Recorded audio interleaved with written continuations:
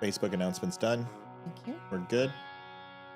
Welcome to the Don't Unfriend Me Show, everybody. Matthew Spear from the Don't Unfriend Me Show with my lovely wife, Olivia. Olivia, say hi to everybody. Hello, everyone. Oh, we have a show tonight. We have a full billet. Amy will be here around 8 o'clock, and she will join us a little bit later because we have a very special guest. Miss Cheyenne Helm, who I will do my best not to say ma'am. I've already done it like 100 times. She hasn't corrected me yet, so hopefully that doesn't become something that we do when the show starts. I do my best. After that, we're going to be talking about tariffs. Mad when they're gone. The old dollar story. Teacher refuses bomb squad. Colorado has turned into HE double hockey stick. That would be hell. Closing remarks and overtime. Maybe if we reach our goal, we have a special announcement about our goal that has to do with Cheyenne, and you're going to want to hear this story. It is probably one of the most touching stories that we've done on this show, and it's worth your time. So please get the tissues, and we are going to talk about Miss Helm's story. It has a lot to do with fentanyl. We want to thank Amy Stancombe for being such a great fan and bringing Cheyenne to us. Olivia has said that if we ever get married again, she is going to go ahead and invite Cheyenne. And she's been amazing. So let's rock and roll. Let's get ready for a good show tonight. Please share, like, and subscribe. We have about 20 seconds, and then we will see you on the other side of 3 minutes. Olivia, you want anything to add there, kiddo? Nope, you did great on the intro. Well, that wasn't the intro. The intro's coming up, but that was just me fumbling through it. Let's rock and roll, folks. We'll see you in 3 minutes.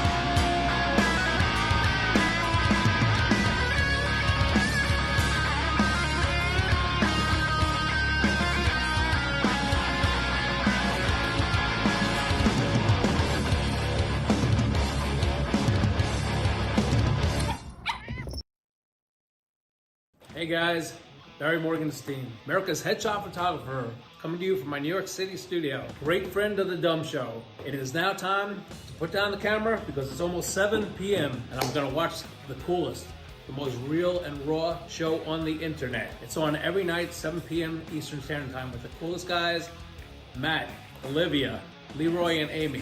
You guys have to tune in to see it. It's gonna be something incredible every night. Check it out.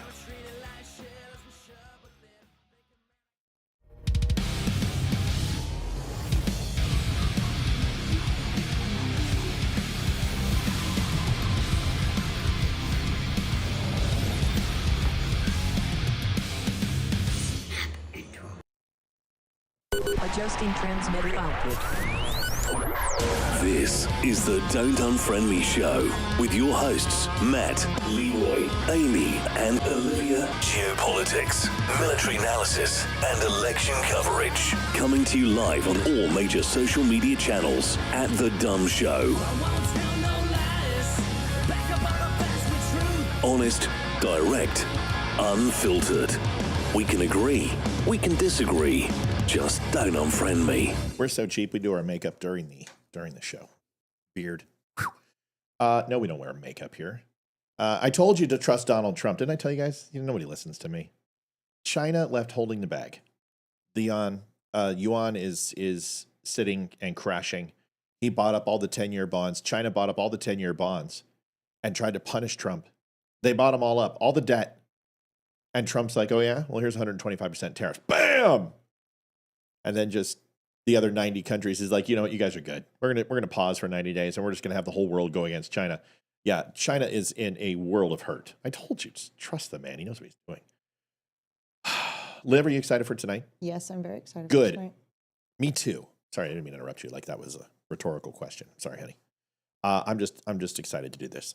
Miss Cheyenne Helm from a wonderful foundation, the Bright Light Foundation, but not always the greatest reasons do we uncover 501c3s and charities, but they always have good intentions to their cause, but not always created for the greatest reasons. Sometimes there's tragedy in those. And I've written a little something. I want to try to make sure I capture the moment.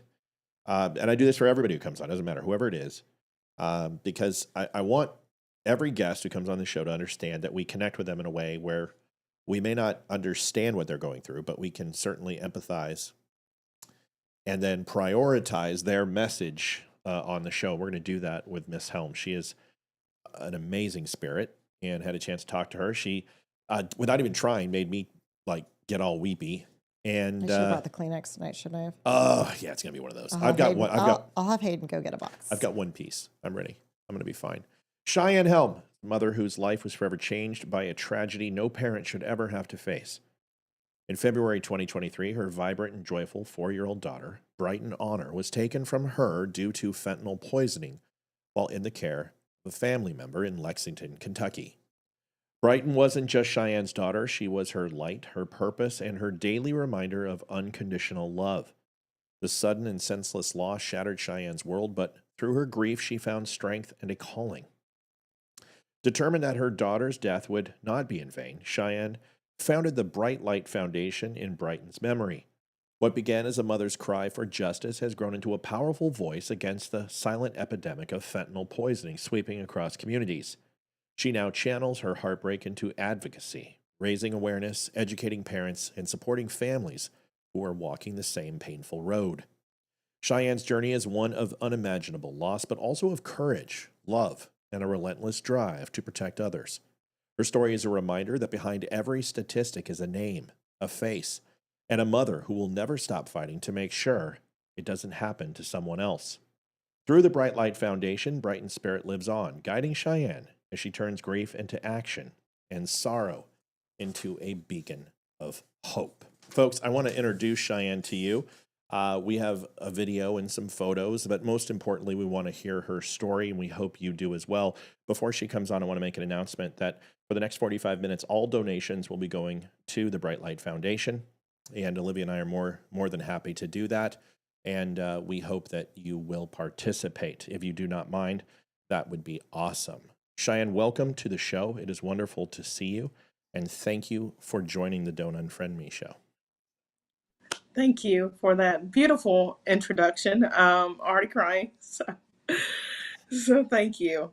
Yeah, it's all right. So let's get into how this started, right? So Amy Stancombe is a good friend of the show, and she's a moderator for us. Can you walk us through how she got you to come on? And Olivia, I know you had some conversations with Cheyenne, and kind of walk us through it. Absolutely. So I'm pretty sure she found the Bright Light Foundation either through the documentary or through some other type of channel. So I post a lot on the Bright Light Foundation, and she just reached out to me and was like, hey, I do believe that you would be great on this show. And I'm always open to opportunities to talk about my daughter, talk about the Bright Light Foundation and what God has been doing in and through me. And so we connected, and then I connected with Olivia. And so here I am today. Right. So Amy, Olivia was Amy as not pushy. That's not the word. Was she determined as always?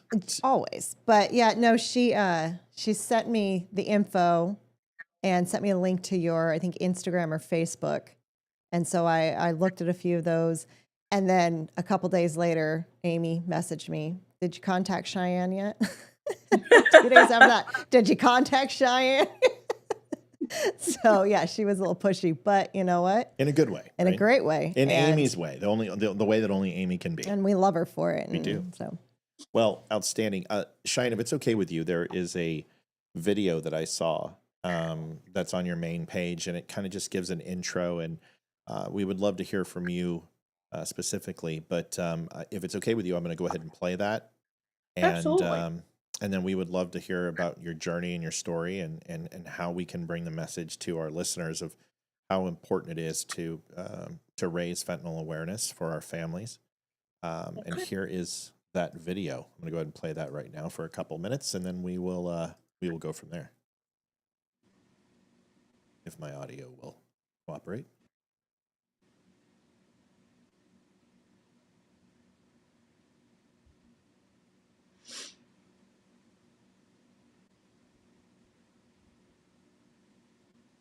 Maybe. Computer.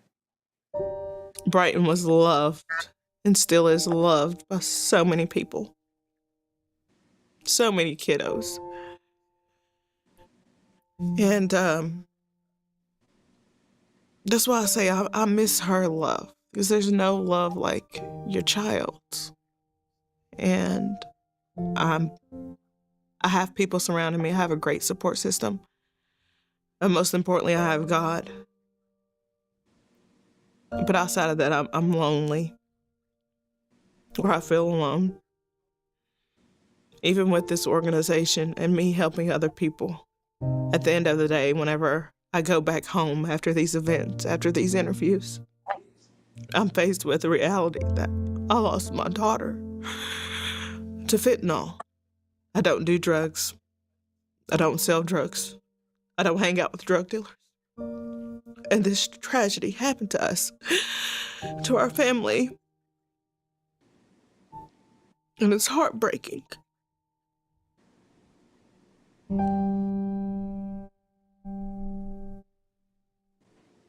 You know, I probably should have watched it before I for the show. Cheyenne, walk us through, if you can, the story, and if it's not too painful, and please take your time. And this 45 minutes is for you, and however you want to spend it. So we would love to hear from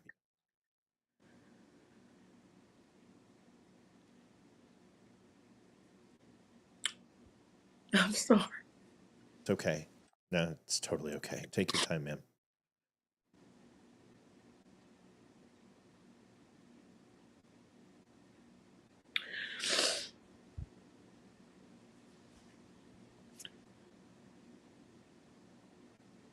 Do you need a minute? No, it's okay. Okay. My daughter Brighton, she was 4 years old when she passed away. And that morning, I went to go pick her up. She wasn't waking up. She had stayed the night with my nephew's mother and the babysitter, and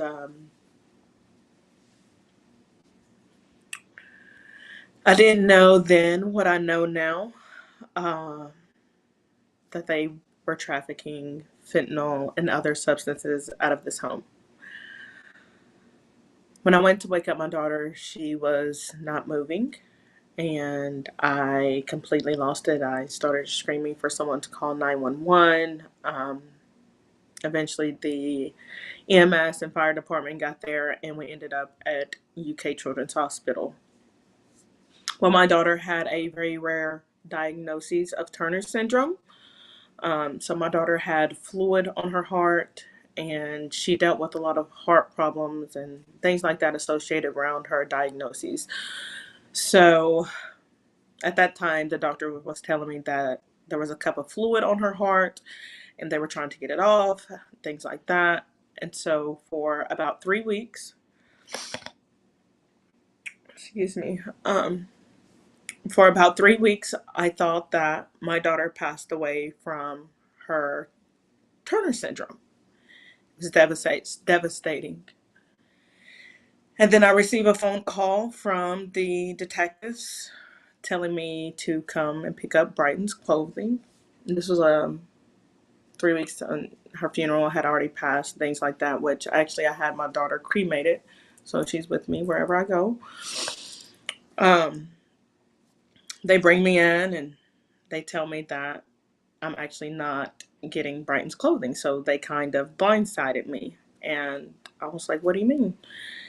And they were like, we're ruling Brighton's death as a homicide. And I was like, what does that mean? And she was like, Brighton didn't pass away from her Turner syndrome. We did a toxicology report and it come back with fentanyl in her system. And I was like, what is that? Like, tell me the details of what's going on. And she told me, and it's a day I'll never forget. I was screaming, I was crying, and I was vomiting, and I was just very sick to my stomach, literally like someone punched me in my stomach so hard when those words come out of her mouth that my daughter's death was considered a homicide. So, Mad at the world, right? I mean, just like, and screaming for answers inside, right? Just like, I want to know how, I want to know who, I want to know who to hate. Is that fair yeah, to say? very much. And the only person I could think of was my nephew and my nephew's mom and the babysitter. Right. And so then there was a 9-month ongoing investigation with these individuals. They eventually got arrested. The person that they were trafficking for was out of Detroit. Come to find out, he was my nephew's mother's quote unquote boyfriend. He's arrested. He's still in jail, but my nephew's mom and the babysitter are on house arrest currently while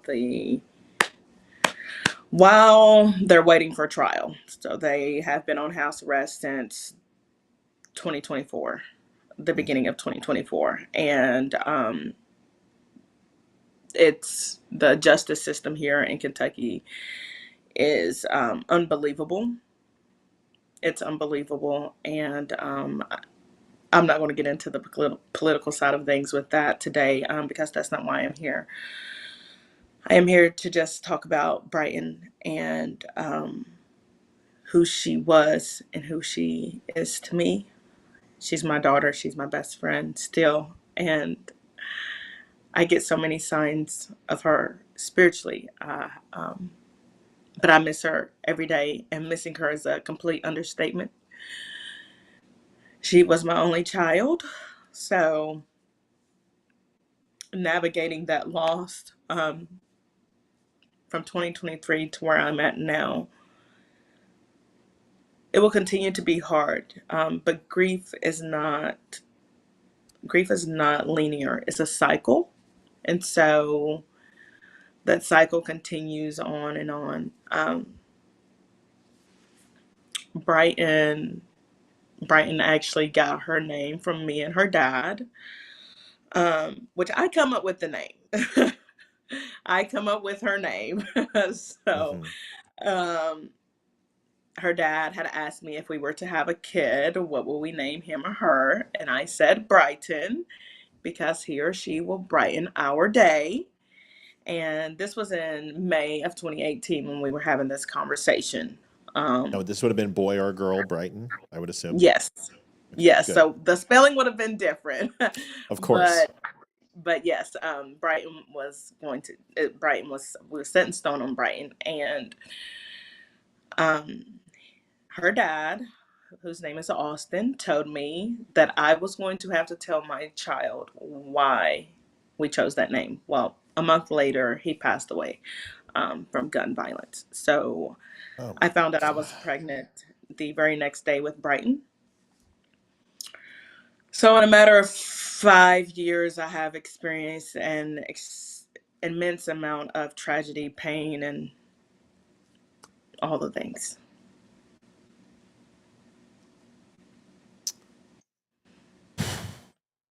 You need a break. I need a break. I'm like, God, I don't want to be signed up for no more strong soldier battles. I've learned all, I've done it all. Yeah. I don't want it no more. So, Brighton's just, her light lives on in me and through me. So many people say that I inspire them, things like that. The Bright Light Foundation was actually founded in October of 2023. And after Brighton passed away, I was very suicidal. I felt like that I had no purpose here anymore. I felt like I just wanted to be done with my life. Like I was just completely over it. And I'll tell you a story that happened. It was Mother's Day of 2023. I was at the point of committing suicide because I didn't want to be here without my daughter anymore. But I knew deep down I had to be here to be her voice, as I had always been, to get justice for her. So where I live and where my father lives is an hour and 30 minutes away. Well, this morning, it was about 6 a.m. where I was just about to be completely done. And there's a knock on my door. And I'm like, who the heck is at my door at 6 o'clock in the morning? Y'all are interrupting what I am about to do, you know? Right. And it was my dad. And I was like, well, what are you doing here? There was no call, no text or anything from him. And he was like, what are you doing? And I was like, I'm not doing nothing. And he said, God put it on my heart to come here. I said, without calling and texting? And he said, yes. I said, okay. And so I let him in and he stayed here for hours. And he did not know until December of 2023 that morning he showed up to my house because I had a speaking event. I finally told him that was the morning that I was getting ready to commit suicide. And so where I am at today in my life, I'm only here by God's grace and his mercy. Yeah. Yes. And his love.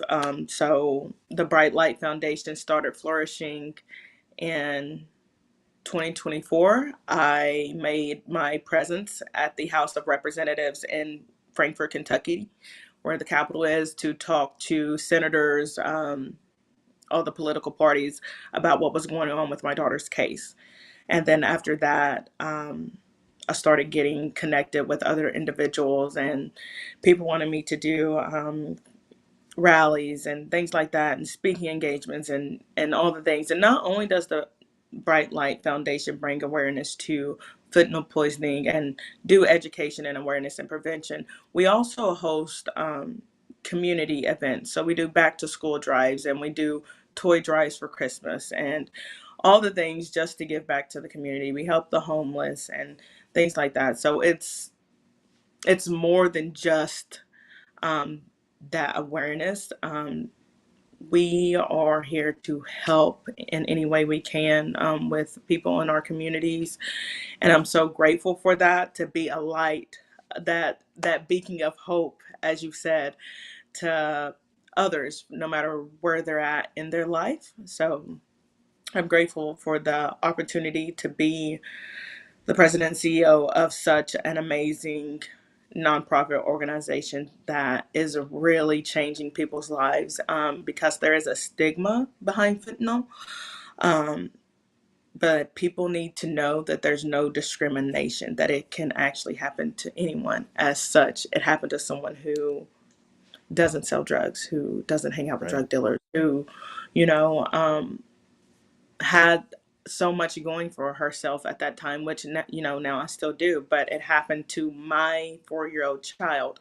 And I am a mama bear. And so for a long time, I dealt with a lot of guilt, thinking that it was my fault because I trusted these individuals to take care of my child. And so Brighton is very much still alive in me and through the lives of the people who love her. But I'm always a mama's bear. And I have been fighting for her since then. And I will continue to fight this fight for her, for other people that are facing, the exact same thing. And I am just in awe of where I am today from where I was. And I know Brighton is so proud of her mommy. And I actually have a video of her. There was something happening in my life, and I was asking her, I was like, "Are you proud of your mommy, Brighton?" And she was like, "Yeah, I'm proud of you, mommy." So I go back and I listen to that sometimes. But the loss of a child is, you can't compare it to anything. And I miss my daughter on a daily basis. Uh, Everything changed when I found out that, obviously, when she passed away, it changed. But finding out that my daughter's death was a homicide, Hmm. and it was due to such um, drug as fentanyl, it changed the whole trajectory of my life and how I looked at people and how I viewed myself and my surroundings and things like that. It changed a whole lot for me. So that's just a little bit about me and the Bright Light Foundation. Brighton loved the beach. Yeah. So the picture of the beach that you all have, that was a trip that I will never forget. She absolutely loved it. She called herself a mermaid and wanted to get in the ocean. And so I was like, we can walk by it, but we're not getting in there. But it was probably my favorite trip we had. She always wanted to go somewhere for her birthday, and so for her that was her third birthday. We went to the beach, and it was an amazing time. And though I have these beautiful memories with my child, I won't get to make any more memories with her. I won't get to take her to school, and she won't get to make friends, and like all these things that I felt like was supposed to happen in my life or in our life is not going to be able to happen. So I am just here to tell my story, to try to bring really the awareness and prevention from it happening to someone else. Yes, ma'am. Just to let everyone know, we are accepting donations tonight, and Olivia's not putting those in right now. We're going to do it at the end of the show out of respect for the story, but understand that we are going to take those donations and donate to the Bright Light Foundation. We are going to gross up all the taxes on those and take care of it for Cheyenne. And um, I feel that this is the beginning of a relationship that is going to bear fruit because Jason Shepard is a kindred spirit and soul who has not been impacted by fentanyl in the way that you have by losing a child, but he has a calling to cure the country and hopefully the world of this disgusting and deadly poison. And I'm putting you two together would probably be a pretty amazing thing. He's done a great work with some amazing teams when it comes to fentanyl awareness. Um, Cheyenne, I hate to ask this, but I told you it would kind of just be normal, and we would uncover questions, and if it's okay with you, I would like to ask a few if that's okay from a father's perspective. Absolutely. Um, where is Brighton laid to rest? Is she in Kentucky, or was there a place that She, you felt would be better for her? Brighton is not laid to rest necessarily. I had Brighton cremated, so she is in my necklace. There you go. And she is in a urn that has butterflies on it because that is the symbol of Turner syndrome, and it's pink and purple. So I felt that I did not want my child's body in the ground. Yes, ma'am. I cannot take the thought of that. So she's with me wherever I go in spirit. I was I didn't want to assume, but the necklace isn't foreign to me. I have a Gold Star mother of a friend of mine has something very similar. So once again, I told you that the questions wouldn't be prepared; they would just come to us naturally, and that is something that obviously is very important to you. Yes. Does that give you some solace? Does it give you at night to know that she's so close, that she's right there? Is that a touchstone for you? When I start getting anxiety and things like that, it is. But I also have a teddy bear that Brighton's Mimi got me for my birthday. and it has her voice in it with her telling me she loves me and that she's Oh, going to the playground. And so I play that before I go to bed every single night, and I tell her good night, because she loved going to the playground. She absolutely loved going to the playground. Even whenever it was cold outside, she would ask me if we could go to the playground. And a few days before she passed away, we were at the playground. So, yeah, a if lot of that our answers. viewers. No, it answers it beautifully. A lot of our viewers are sharing their own stories, and I told you we have a whole bunch of people who've suffered from this these tragedies when it comes to fentanyl, but also, everyone here kind of shares their stories. We have one of our listeners, Judy Gurley, who's been here for quite a while. She wanted to know, could you talk a little bit more about Turner syndrome? Because I think it's not something you hear about often, and help raise awareness in regards to that. It is not talked about enough. So whenever I found out I was pregnant with Brighton, the doctors actually wanted me to have abortion. So when I say I've been fighting for my daughter in life and in death, that is a literal sense. They wanted me to have an abortion with her due to her Turner syndrome, due to them saying that she was going to have abnormalities, and she was going to be disabled. She wouldn't be able to walk, talk, etc.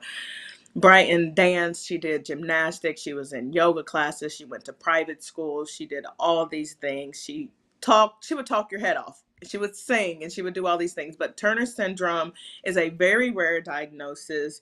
And it only happens in females, where they're missing a chromosome. And so it affects their stature,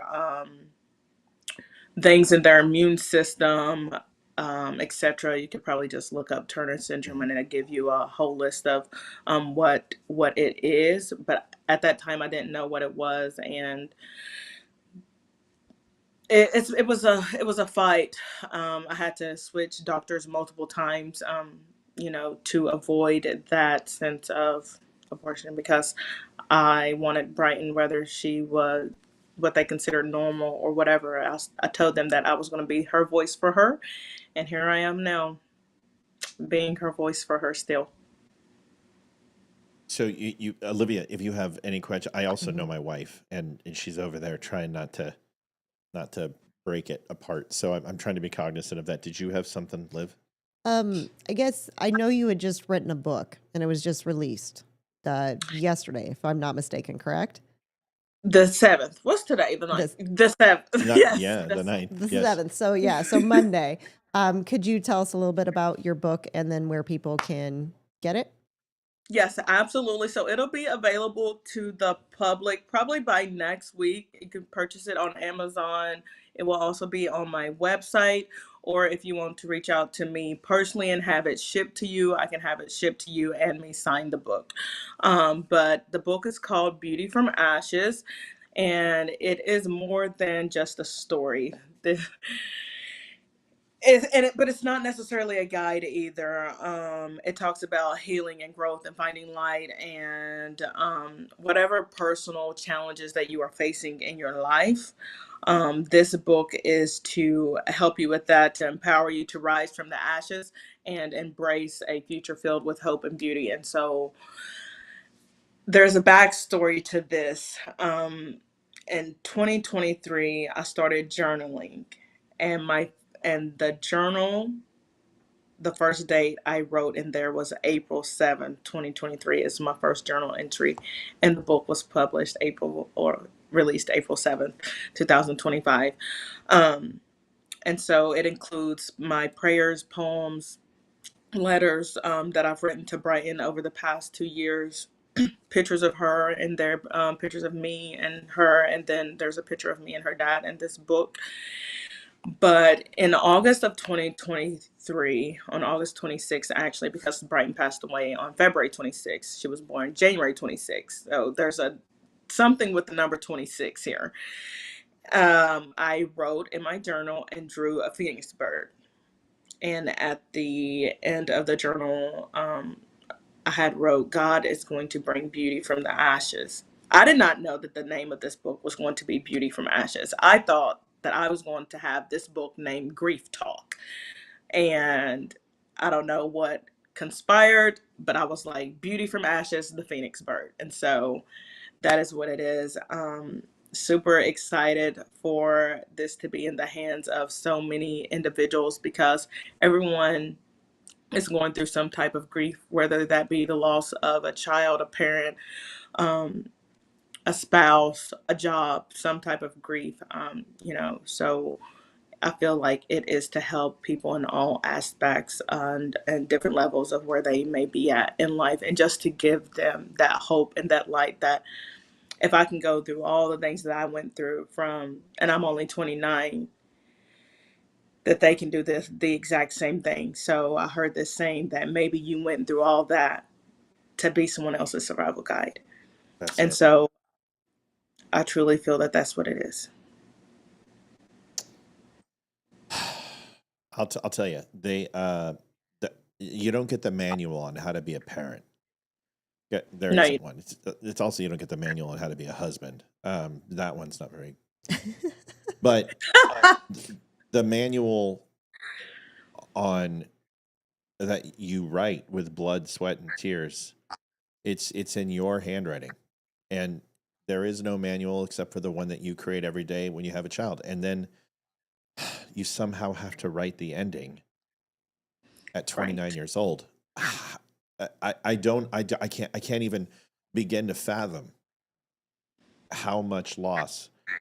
There's something with veterans and with PTS when they talk about suicide, and if it's okay to go back to that topic, because it seems like you're in a very good place now, but if at any point you're like, I don't want to talk about it, just let me know. But with veterans, and for someone who also contemplated suicide myself, I will tell you, I did commit suicide that day. And I removed that part of me that wanted to die. And unfortunately, a lot of people don't make it through that. And they decide to remove themselves from the equation. And the fact that you have learned to live and find that motivation to do something and live vicariously through her memory and help others is a testament to you. If you could talk to people who are going through this, who are struggling as you were,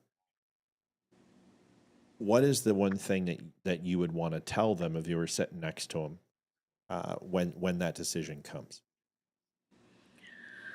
I will tell them that it's okay to not be okay, but also to know not to give up, so they can see what the finish line will look like.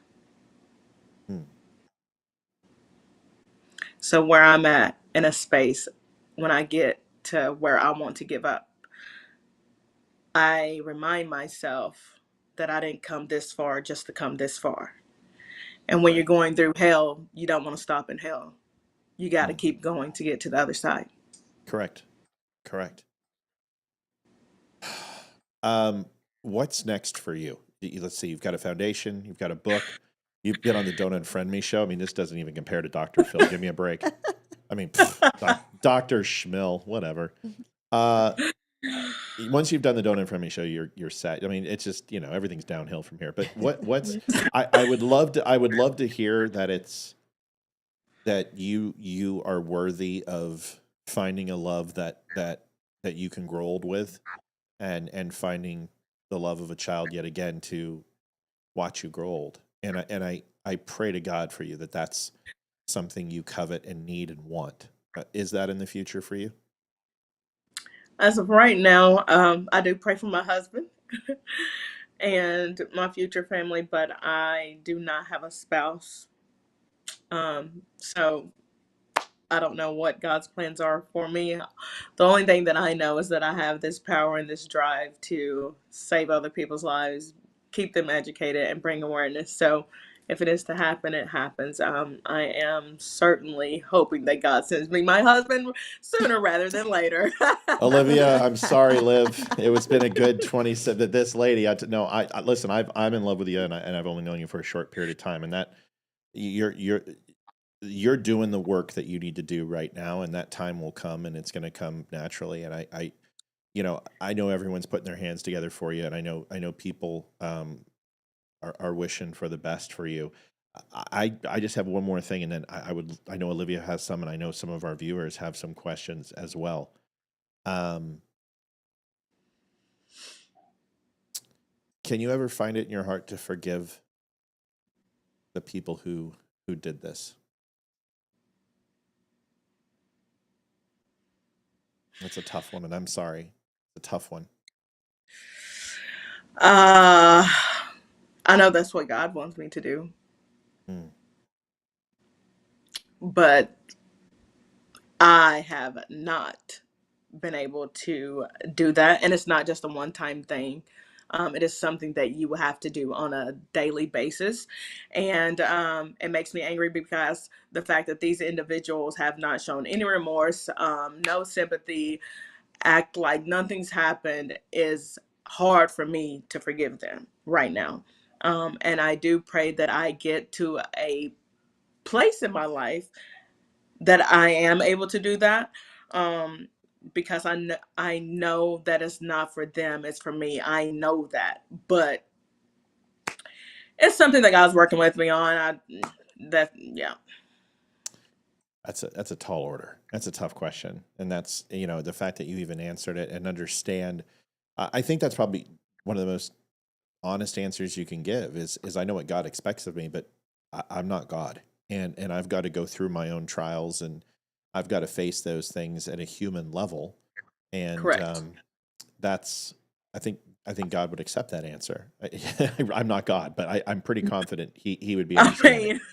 Let's just be real. I mean it's hard, and Yeah. I do pray that I am able to do that, because I feel like a lot of weight will be lifted off my chest once I'm able to do that. So, but again, it's a process. So, and it doesn't happen overnight. Liv, we only have another minute. I wish we had another 2 hours. I know you were booked. Oh, somebody cancel? Actually, we can probably go to 8, because I want to read you all this poem before we go. So, and I did it, I took out your other appointments, so they're gone. I found you don't know what I did for a living before this, ma'am, but they're not going to be bothering you anymore. I'm just letting you know. I'm kidding. Livy, I want you to read your poem. So how about we do this? How about we take a quick second, let you know, folks, that donations tonight are going to the Bright Light Foundation for an amazing cause, and this will be one of many. I know when your book's released, we would love to sell it. And love to get it out there and these guys will buy it up. But we're going to be taking donations and giving those to the Bright Light Foundation till 8:00. And Olivia and I also have some plans for us too. We're very fortunate, and we want to help it any way we can. And I think money is great, but there's other things that we can do as well. So why don't you read your poem, because I think that is probably going to top everything else that we've been doing tonight. So, and let me switch your camera, because I want you to be front and center, if that's okay, because people deserve to have a big target, if that's okay. And y'all bear with me, because I'm probably going to be tearing up a little bit. Yes, ma'am. Okay, so this is the very first poem that I wrote on September the 14th of 2023, and it is called One Day.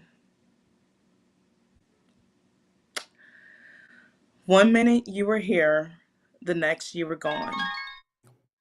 Just like the beginning and ending of a song. I replay it over and over again. The moments that led up to our song. And what a beautiful symphony, until it wasn't. Until you weren't singing with me anymore. The day you left, my breaths became shallow. And as the days passed, I began to wallow in my tears. The tears, they came in like a crashing wind as each tear ran down my cheek. I thought, how could she leave?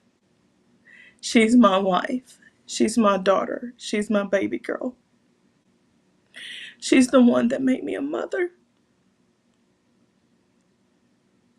My daughter, our life, my life, blew up like a bomb, and there was nothing but debris for me to carry. But I carry more than that, though. I carry your voice, I carry our memories. I carry the love we shared. I carry the hurt. I carry the pain. I carry it all. It's heavy. They tell me to lay it down, but why? Because this is all I have left of you. Brighton, I don't think people understand how my world went completely black after you went to your heavenly home. It was too soon, too sudden. The loneliness of what we will not be, the loneliness of empty rooms, empty shoes, empty seats at the table for dinner, your empty car seat, empty clothes that used to fit you so well, empty hugs, empty lunch boxes and backpacks, empty laughs and conversations. The sharp wounds I have can only be binded by God's love. Do you see me? Do you see your mommy? Do you see the tears I've cried, the anger that consumes me, the stress, the anxiety, the uncertainty, the unknowns, lost in a world that I thought I once knew, finding my way back to reality that is foreign to me. There is no back to normal after such horrific loss. It was that one day that changed everything for me. The way I viewed people, the way I viewed myself, the way I viewed life. Life. Because it's nothing but a vapor. You're here 1 minute and gone the next. I love you, I miss you, and I will never be the same. But God is doing a new thing in my life, and I know from afar you're witnessing and proud of me. Thank you for being my daughter. I will continue to fight this fight for you, one day at a time. That's my poem. Beautiful. It's tough enough to try to justify it to yourself in your own words, but then to put it on paper, that's got to be somewhat therapeutic, at least from the grief process. It has to be. I hope it is. Yes. Yes. So that was my very first poem. I started writing poetry after Brighton passed away. So the book includes all of my poems, just so you know. Oh, great. I love that. That's awesome. I would definitely love a signed copy, if possible, of your book, so we can display it on the show as well. Yeah, would be great. We want to do that. This is our wonderful friend Amy, who I neglected. Sorry he neglected you. Well worth the neglect this evening, y'all. Yeah, Amy's a good friend. We always do this. We kind of do a 1 minute and give everyone a chance to kind of go around the horn. I know we have a couple questions too. Olivia, give you some time to obviously, if you have a question or have a statement, that'd be awesome. Well, a couple questions. Carrie Spricks would like to know if you travel to give talks. Do you travel like all over Kentucky, and do you go out of Kentucky to give talks? I travel all over the U.S. Okay. You have any plans to come to Virginia anytime soon? Yeah, we can make plans to come to Virginia. Because I would love to meet you if you come to the Virginia area. You need to come to Virginia. Okay, we can set that up. I would absolutely love to do that. Because we need to do this justice, and this wasn't it. I mean, it was great. It's fantastic, but there's more to uncover through here on this conversation, and I think, listen, symbiotic relationships happen usually, like I said, organically, but the things that you're going through, although I may not understand firsthand, there are things that I've went through and Amy's went through and Olivia, and we've all been, our listeners, that we can all help each other. So you don't come into someone's life for no reason. I don't believe you do. And this is just, of all the gin joints, this is interesting. So we're excited for the future. And I told you the secret. You're the only person who knows. Nobody else knows. And you can't, and I love how you text. Yeah, but you texted my wife like 30 seconds later. I'm like, what are you doing? What? Well, She's like, I oh my mean, God, it's your wife. well, That's what I said. wrong secret, wrong. But yeah, guys, she knows who the special guest is going to be. She's the only one. But she was crying and stuff, and I wanted her. No, I'm kidding. Liv, you go ahead. What else we got? Amy Bordeaux is wondering, when you pray, do you pray for these people to become better people? I pray for them to be arrested. Yeah. And their time served in taking the life of my child. Me too. Do I want them to become better? Absolutely. But the way their actions are set up right now, it seems like that they're not becoming any better. So I do want them. That's an honest answer. That's what I pray for. God probably wants me to pray for them to be better, but I mean, their actions say otherwise. And I know people can change. I do know that. But that's not where my heart is set right now on them changing. Their heart can change whenever they're locked up and think about their consequences and the decisions that they decide to make. You do that. I'll pray for a bus. You do that. You do that. Because I believe in the portion of the Bible that talks about vengeance. So, but I can't imagine. Listen, like I said, I know how I would handle this. And it's nothing even remotely as godly as you've demonstrated. I think you're doing just fine on the path of righteousness because I would be on the path of vengeance. And my wife knows that. When we had kids, I said, honey, I'm letting you know, if anyone hurts my kids, you're never going to see me again. There's no way. Yes. So I feel like I have given them the grace that I can give them. Yes, ma'am. Yes, ma'am. Livy, any other questions that we have? Not that I saw, but of course, lots of comments on Facebook. So if you have a question, please either put Q in front of it or write it again so I can see it, because those were the only two that I saw. I have a question, I was and I'm sorry I focusing. missed the beginning of the show, but Sure. Matt hates me. So true. So true. No, Cheyenne, first of all, you're like stunning. I just want to say that off the bat. Totally. I'm not hitting on you. I'm not hitting on you. I'm just saying. And it is very cliche to say this, but when one mom is hurting, like we are all, like our hearts are just aching, and it's really, you're just very strong. I don't know how you get up every morning, because I don't think I would be that strong. So you're an amazing light as well. So your daughter and you're bringing joy and light to everyone. And I don't know if this was already discussed, but like, have you, Matt, I'm putting this on you, have you connected her with Jason Shepard?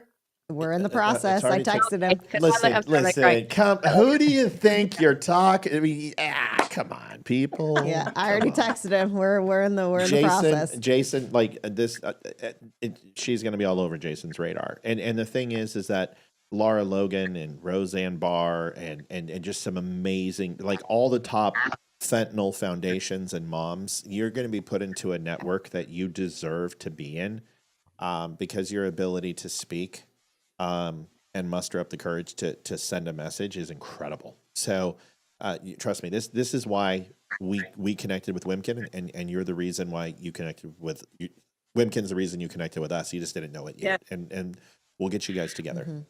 Yeah, I wanted to say it was so good to meet you when we had our talk on the phone. I felt like I connected with you right away, and Kat, oh my gosh. Wait, this is the one you're like, she's long distance. This is a lot of money. I got to go. Oh my gosh, Matthew. She didn't say that. No, I know it's cliche, so. But it's almost, what is Amy? I'm just not going to talk. No, now. go ahead. Go, sorry. We're being quiet. I'm sorry. Go ahead. Both of you. Yes, you don't like me now. Sorry. I'm sitting here crying because I'm like scrolling through your foundations. What I was saying, like that was, I'm sorry. Go ahead. Ignore me. No, I was just going to say, when we talked, it just seemed like we'd known each other, and it was like I was talking to an old friend, and I just connected with you real quick. And I think you are an absolutely amazing woman, and you are a much stronger woman than I am. And we won't talk about this now, but I have not lost a child, but our children almost got taken away from us at one point. And the person who was responsible for that, I have a hatred in my heart for them that I will never forgive. Yeah. And that was a family member. I will never, ever forgive them. And yeah, so you are an amazing, strong woman for what you are going through and for what you have accomplished because of it.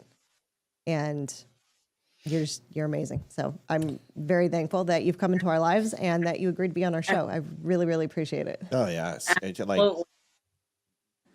the shadow, like the biggest thing to me is just like, I can't even listen. I am just so terribly, from every inch of my soul, sorry for this. But I promise you that happiness will not escape you. I believe that, and I think what you're doing is going to carry on and echo through your legacy and Brighton's legacy, and she lives on through you. And there's a reason I asked about the necklace. I told you it's not. I'm an observant little shit, and and there's a reason for those things. And if there's anything about this interview that I want people to hear, it's that, because in my opinion, I think that is something that nobody else has really asked you, I don't think. And the way you described it was just it moved me. So I'm proud of you. I know that might sound a little condescending, but I am very proud of you. Thank you so much. And it was a pleasure to be on here with you all tonight. And Olivia, very much so, felt like we just connected whenever we had our phone call. And so I will definitely be making a trip to Virginia. Awesome. So I do victims advocacy work. So I volunteer as a court-appointed advocate for kids who have been abused and neglected as well. And my case partner, he is moving to Maryland, and I'm going to be going to see him. Oh, there you go. Well, Cool. Well, we don't go to Maryland because they're communists, but we'll drive to the border. We'll drive to the border. So I'll make accommodations for that to happen. We would love Also, upcoming, I have some events. Our annual event, which is Families Fighting Fentanyl, is going to be happening on May 17th in Lexington, Kentucky, which I'm super excited for. It is a free event to the public. There will be vendors and public speakers there, things like that. I'll be speaking, but I'm really looking forward to the turnout of it this year, considering all the connections and people that I have connected with over the past 2 years, to see what the turnout's going to be. Also, there has been multiple billboards up of Brighton. I saw There's that. one. Yeah, there was one up in Lexington of her last year. There's one up right now in Danville, Kentucky, and then another one's going to be up in Lexington, Kentucky. So I want everyone to see my baby girl's face. Yeah, and where's this one at? Right here. So this one was in Lexington, Kentucky. Then there's a new one though with the different background and a different picture of Brighton. So I had to raise funds to get those up, but God made a way for that to happen, and so there's two going out. So How much do those cost? A lot. They were $600 and something a piece, so like around $1,200 some dollars. Okay, so we've raised at least one of those for you tonight, and Olivia and I are going to talk and see if we can get you a second one. So we'll let you know where we're at. You can expect a donation from us for at least one, if not more. And this is just the beginning. Like, we're not Dr. Phil, but you know we've got a little. We're starting to grow. We're drinking milk. We're drinking milk, and we're getting there. God is going to do amazing things through this, and I just feel it. I just feel it in my heart. I just do. And like I said, I was texting Olivia. I was like, I'm nervous, but like I always do interviews and things like that, but I get nervous. And so when I say that coming from my heart, I just feel something in my heart being on here with you all tonight. Yeah, I told you, didn't I tell you? You gotta trust You me. told me. Yeah, it's all the tattoos and the stunning physique. I get it, but you don't have to worry about that. I told you it was going to be easy. And can I say, your smile is infectious, and it's great to see. It really is. It's good to see. You've smiled so much in the last 15, 20, and that to me, that's important as hell. But listen, you got other stuff to do. Go out and go make more money for the foundation. Go talk about Brighton, and you will be coming back. We have to have you come back, and we have to do a longer sit And now that you've cut your teeth here, this should be easy next time. Cool? Yeah, after August. Just hint, after August. After. Oh yeah. What we were talking about. Okay, got it. Yes. You and me. We got a shorthand. I know what you're talking about. I got Yeah. you. All right. Okay. Cheyenne, God bless. We'll be sending something here. We got to tally all the numbers and we'll figure it out and we'll tell you where you're at. And Olivia will text you. And thank you so much. You're wonderful. Thank you, ma'am. Thank you. You all Alrighty. have a God great bless. night. You too. Bye bye. Thank you. Bye. Bye. She's like, how do I get out of here? I'm like, I'll kick you out. Bam, you're gone.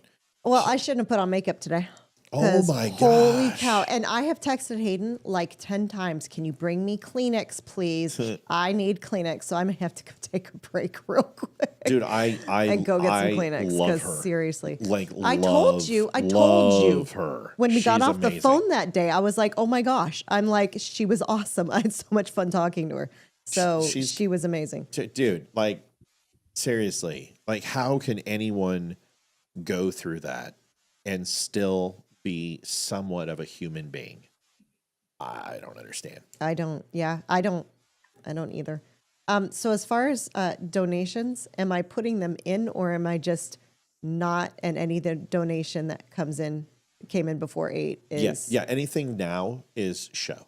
Okay. Anything before that, because I know I think we did pretty good. So she's got a good little yeah, amount and coming. I'll tally it. And if anyone sent in messages, I will make sure that she gets the notes as well from the donations. So Right. really appreciate it. Hold on. I got to figure out what the hell I did to our set. There we go. All right.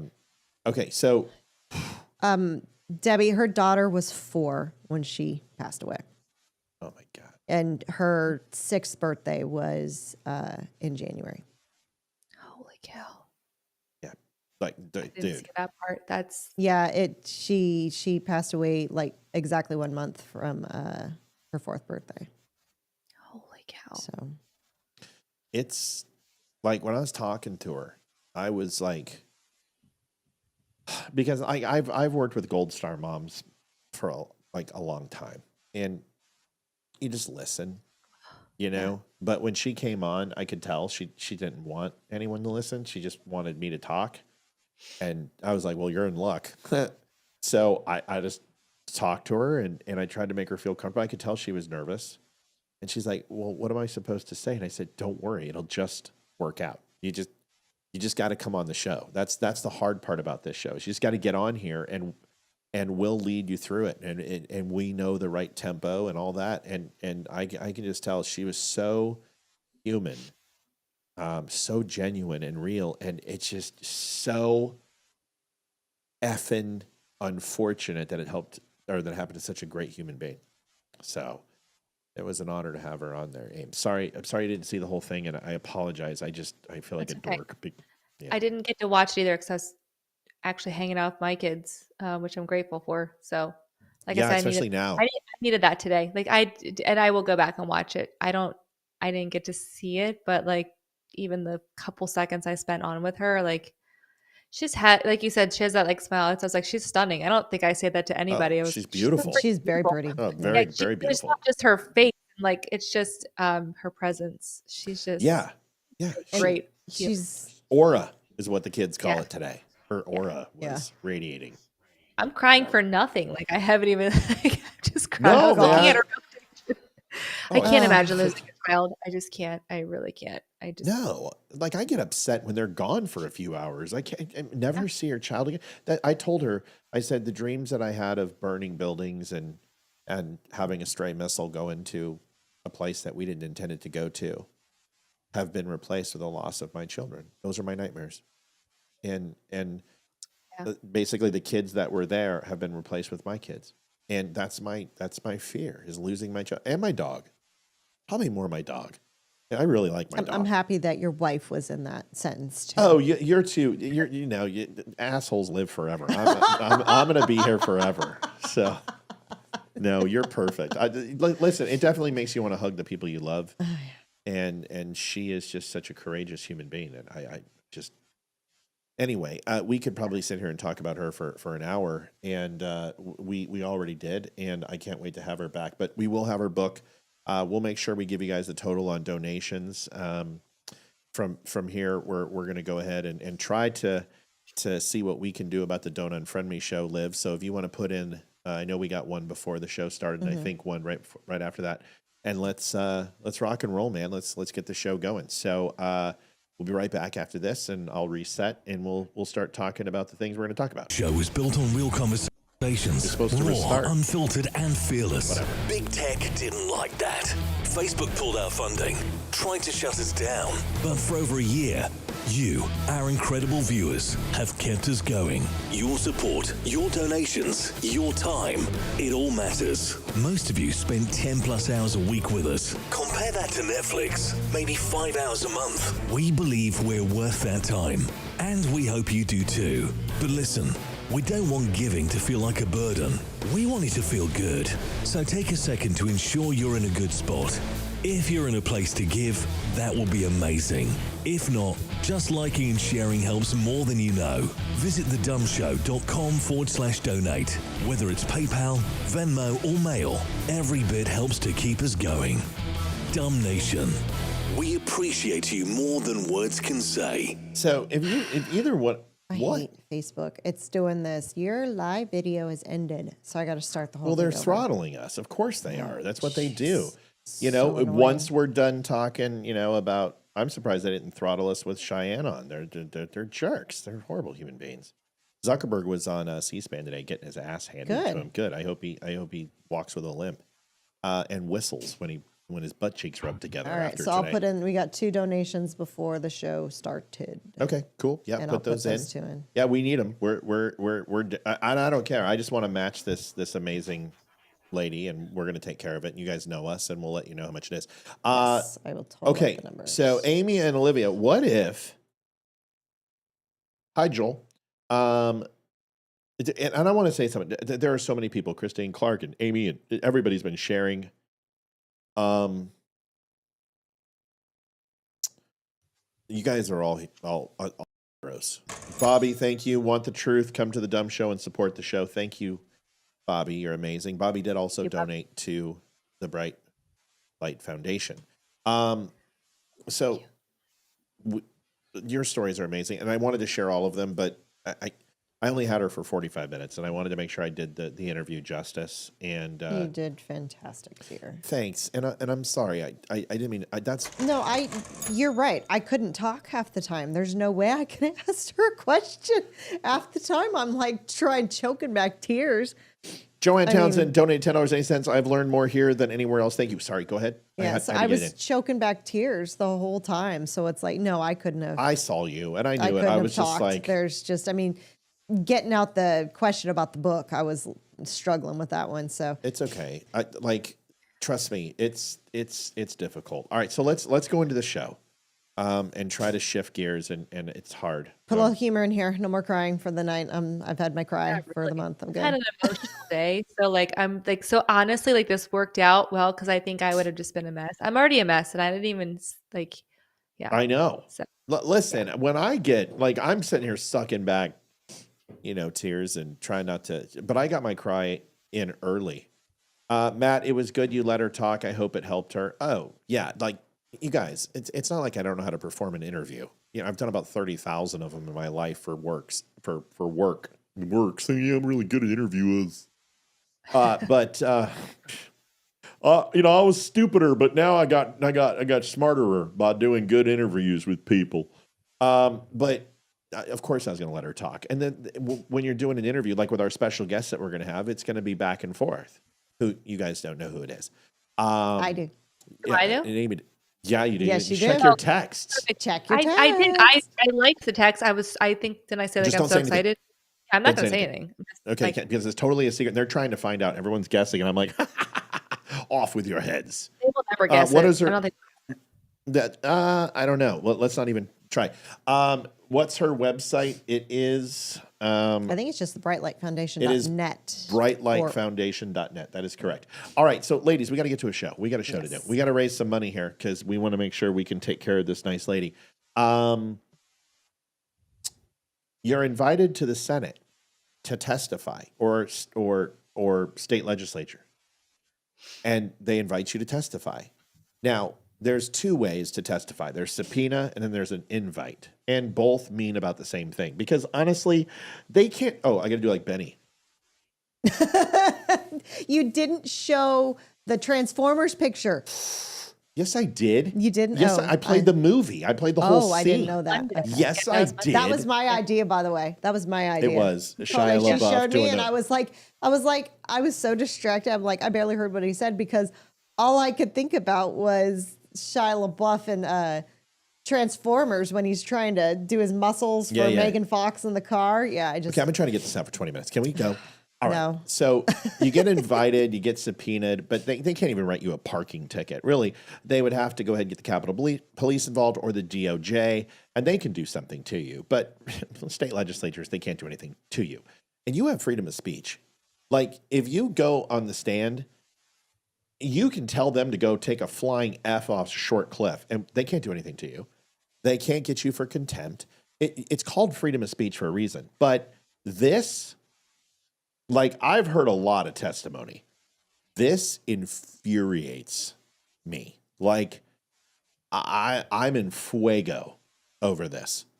And you can just see by this guy's face that immediately him and I are going to get along just really. He looks super friendly. This guy, he looks like the guy on Ghostbusters who isn't nice. The black guy on Ghostbusters. Come on, guys, don't be racist. You remember that there was a black Ghostbuster, right? Yes, I do. Okay, just saying. He was also in The Crow. Here is this. Listen. Wait, what? I thought he was a comedian. Am I wrong? I didn't.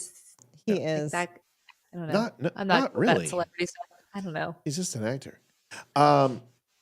Is there a prize for a correct guess for the mystery guest? That's a good question. There is going to be some prizes for that night, and I'm working on them right now. That's a good question.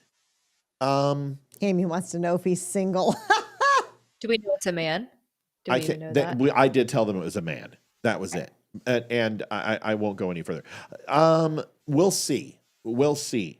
I've seen pretty much all the guesses, and I am confident that we are not doing very well. Here is the shadow. That gives away a lot. Huh? And I won't. That gives away a lot. They haven't gotten it yet. They've made 50 guesses. I won't tell you why. But okay. It gives away a lot. It does give away a lot, but they still haven't guessed it. So I'm fine. I'm in a good spot. I feel comfortable. But that's a good tell, especially if you know your weaponry. But that's what I mean. And I don't. But maybe I know who it is though. But that's like that. Yeah.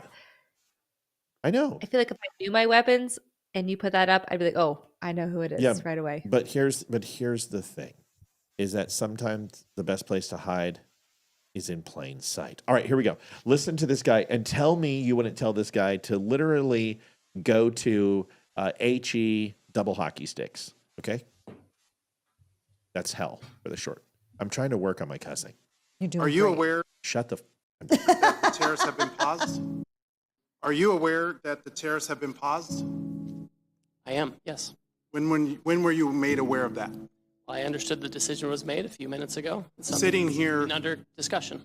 Sitting here under discussion. So did you know that that this was under discussion, and why did you not include that as part of your opening remarks? Typically, what I don't do is divulge the contents of my discussions. What are the details of the pause?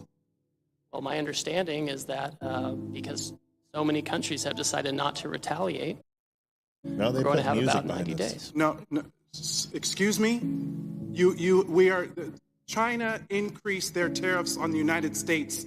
Trump blinked. What's the blink, sir? What do you know about this pause? What are the details of it? Well, the details, as I understand it, is that China continues to retaliate. Other countries didn't retaliate. The president 2 or 3 days ago said we wanted to negotiate with those countries that asked for meetings. That's what we're doing. What are the details? How long is the pause? How many days? How many weeks? I understand it's 90 days. I haven't spoken to the president since I've been. So the trade representative hasn't spoken to the president of the United States about a global reordering of trade. Stephen Horsford is a whore.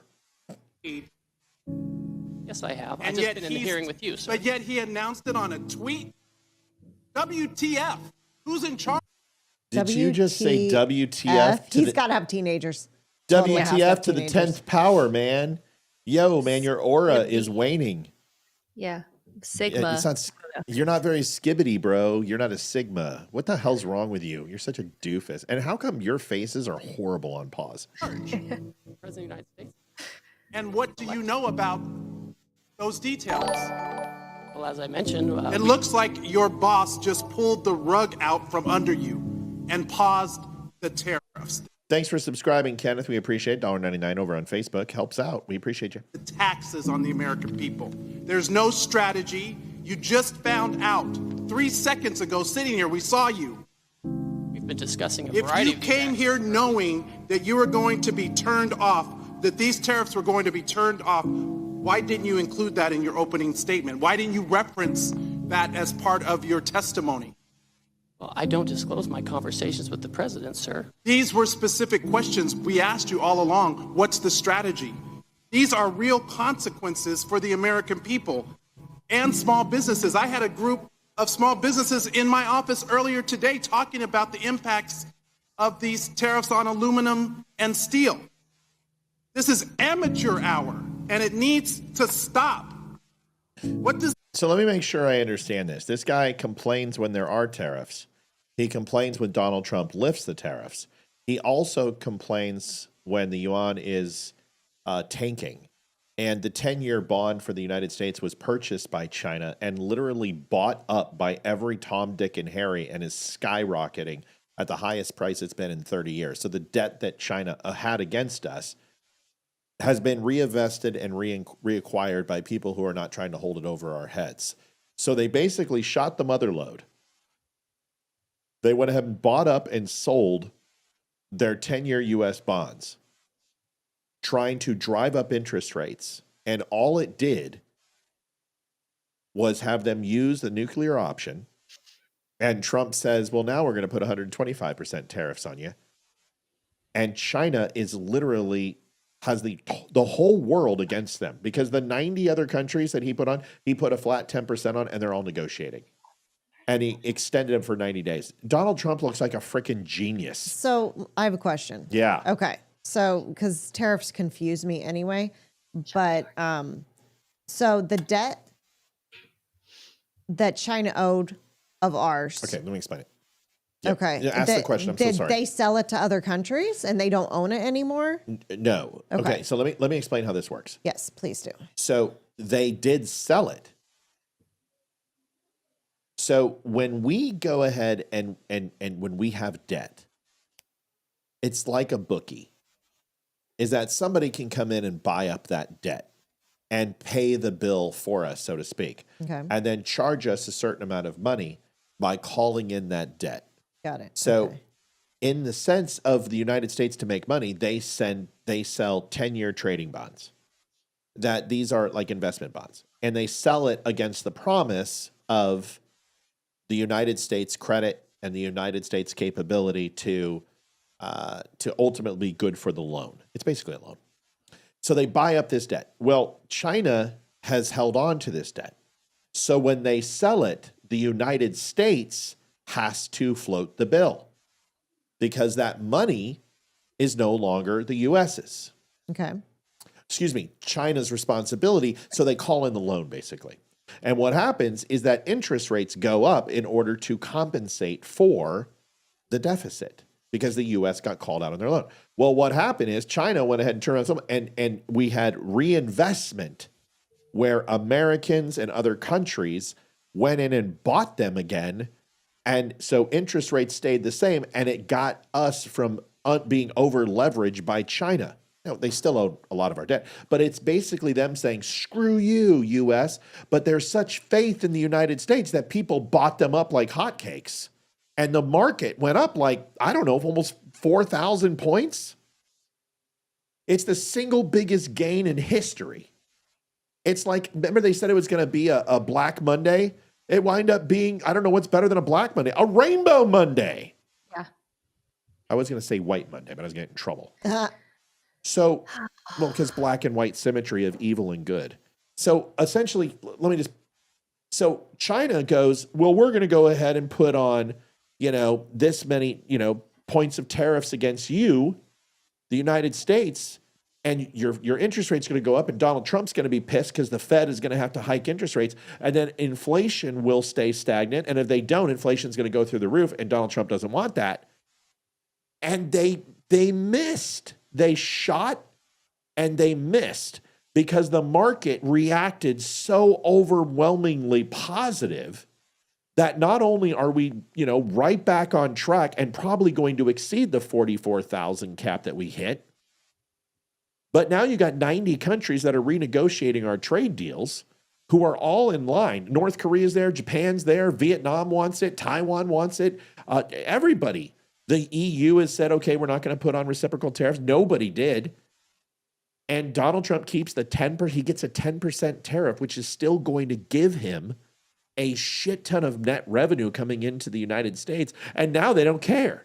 It's like he hit him with a truck, and now he's hitting him with a baseball bat and they're thanking him. I don't understand why people are so upset that if I'm not mistaken, all Trump is trying to do is even out the tariffs. We've been paying more in tariffs to other countries than they've been paying to us. Is that right? No. Amy, Okay. do you want to jump in here? I mean, it's not that we're paying the tariffs. We are a big buyer, so we buy everything. We are importers. Yes. We're not exporters. And people who are our big import businesses are China, India. They are taxing us essentially, or tariffing us a lot. They also put tariffs on deficit. And there's I know the deficit. I don't know. It doesn't bother personally. It doesn't bother me so much. I don't know. Maybe because I'm not well versed in that. It should be more equal, but their countries are not economically more equal to us. So I guess maybe that's why I understand it a little bit more. I have to say something very, very yeah. I have to interrupt. Yeah. Facebook, in no way, shape, or form is anyone on the Don't Unfriend Me show looking to commit suicide. These were conversations today that we had in the past. Nobody needs help. Everybody is fine and everybody is okay. And as always, we deal with this all the time on this show for people who are suffering from PTS or anxiety or depression or traumatic brain injury. We had a very special guest on, and she talked about her struggles with suicide and my own. And these are things that are in the past. So I want to let you know that nobody needs help. We don't need to talk to anybody, but we appreciate your concern. So thank you. Did you get an email? I got an account flag where they're like, and honestly, Facebook is a lot of things, but this is pretty fun. Cool. That's good. It says the Don't Unfriend Me show. Can we help? Only you can see this message. If you're going through a difficult time, we want to support. We would like to help. You know what you could do? You could take the restrictions off my fucking account. That's what you could do. Facebook. That's actually awesome that they do that. Like, yeah, my hypocrisy knows no limits. Okay. It is very nice. But they flagged something in the show where I said I wanted to commit, suicide a long time ago, and they heard that. And that means the world to me. That's awesome that they did that. Now you guys stop throttling me. Yes. Go ahead, Amy. that's really it. I mean, because we're economically superior, and that's not I'm not trying to be mean by saying that. It's just a fact. We are far higher than most other countries. Yes, there's a deficit. So I understand why there is a deficit. Do I think it's fair? I do, because we earn more money. We have more money here than most other countries. Not every country, like we're led to believe, but we do. So, I think that the tariffs are awful.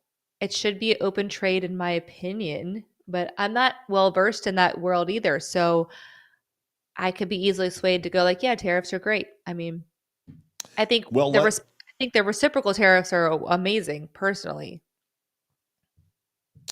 Then all tariffs are, because in the eyes of the person applying the tariffs, they're justified in their actions. Now, here's the disparity. Liv, take a look.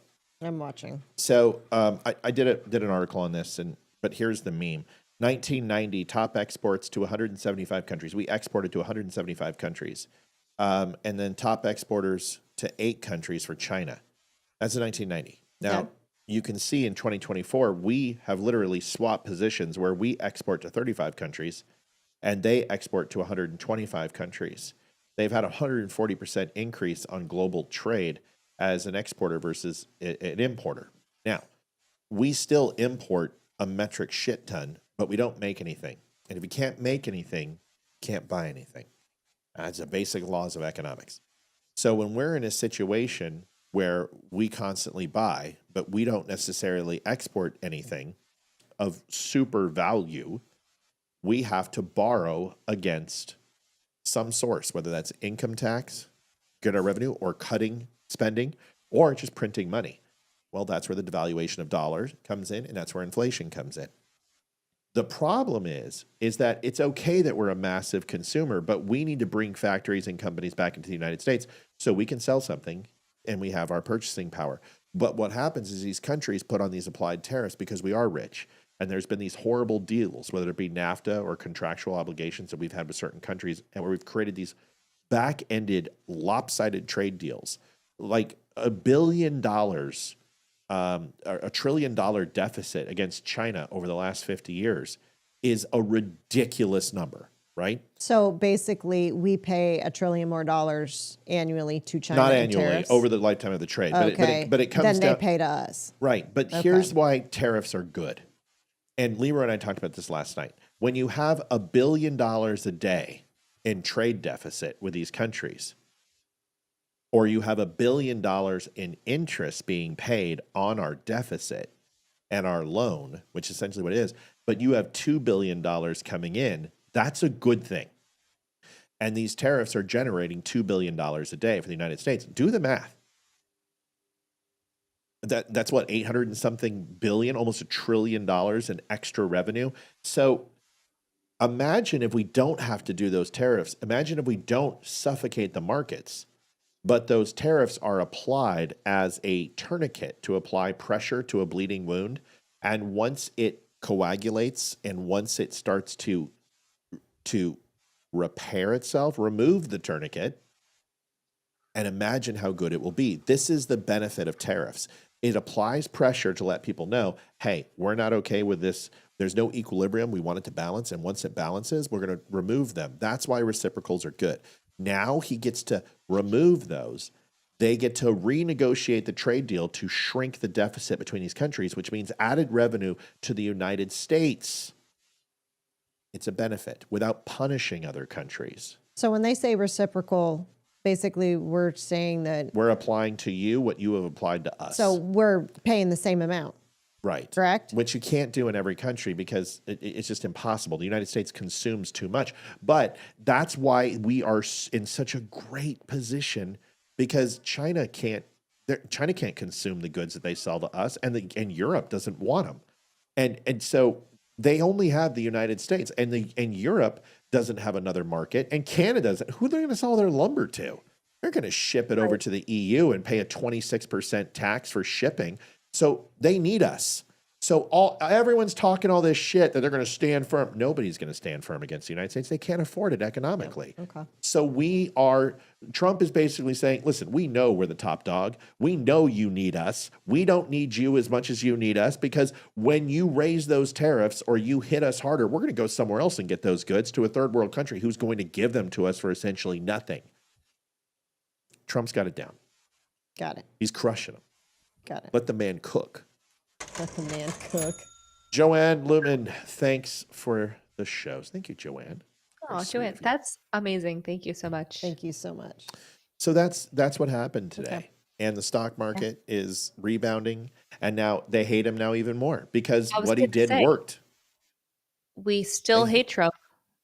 Always. We still hate Trump because he's really good at his job. And some people are going like, oh, he's backing off because he was like causing all these problems. No, that's not what happened. And look, I was fully like, not bashing Trump, but I was like calling him out a bit, but like, I'm fully supportive of this. I don't believe he's like backing off and like feeling the heat. That is not what's happening today at all. he's done exactly what he said he was going to do. It's not like he wanted to put tariffs on anybody. It's not like he was Right. like, I'm going to do this because I want to and I want to be a jerk and we're going to be this super country. He's just looking for fairness and for the United States to be treated fairly. And that's starting to happen, except for China. But God, can we just forget We China? don't care. The whole world is rallying against. He's going to bankrupt them. Yes. They literally are. I'll show you his graphic in a second. Yeah. But if you look at the Chinese dollar, they can't currency manipulate fast enough to make this happen. Right. They can't. They are losing billions, and China can't lose billions because of their energy independence on other countries. And here's the other thing: everyone around China hates them. Who do we have? Canada and Mexico? Who gives a fuck, eh? We don't care, vato. What are you guys going to do to us? Throw beans at us and maple syrup? We don't give a shit. We don't have any enemies surrounding us. China does. Everyone hates China. Everyone. The Japanese hate China. Taiwan hates China. Russia hates China. India hates China. Everybody hates China. Vietnam hates China. Cambodia, Laos, the French Russia. Polynesian Islands, Indonesia, Australia. Everybody hates China. Why? Because they're hateable. Yeah. So what are they going to do? Are they going to go ahead and say, you know what? We're going to go ahead and go against the world? China had one. Remember when I told you what China wanted to do? Now, this is where it's not toot, but I told you China was not a militaristic threat. They wanted to own the world's economy. That ship just sailed. Amy, go ahead. Susie Woods has a question. She says, why did the stock market go back up? It seems to be related to the tariff pause. Can you explain? Would you like to do that? Or would you like to? Okay, so from my understanding is that because a lot of companies rely on exports or imports rather to fund their companies to make their products, the stock market was starting to go down. We were worried about certain companies not doing well. I mean, Walmart took a huge hit. Other major corporations took a big hit as well. Although we knew that these would come back up, because things were paused for a short time. We know these costs are still going to remain the same or even be a little bit less from what I understand. So these corporations are not going to have the fiscal issues that they were financial issues that they were anticipating, so that the market is now bouncing back up because people are reinvesting their money into these corporations. But they pulled them out, now they're putting it back in, and they're all scrambling to get the low prices now. So you're going to see a big boom, and then you're going to see it level off and then start creeping back up. I think it's going to flat out around 46. Now, listen, I don't play the market, and I don't play the market because I don't like the swings.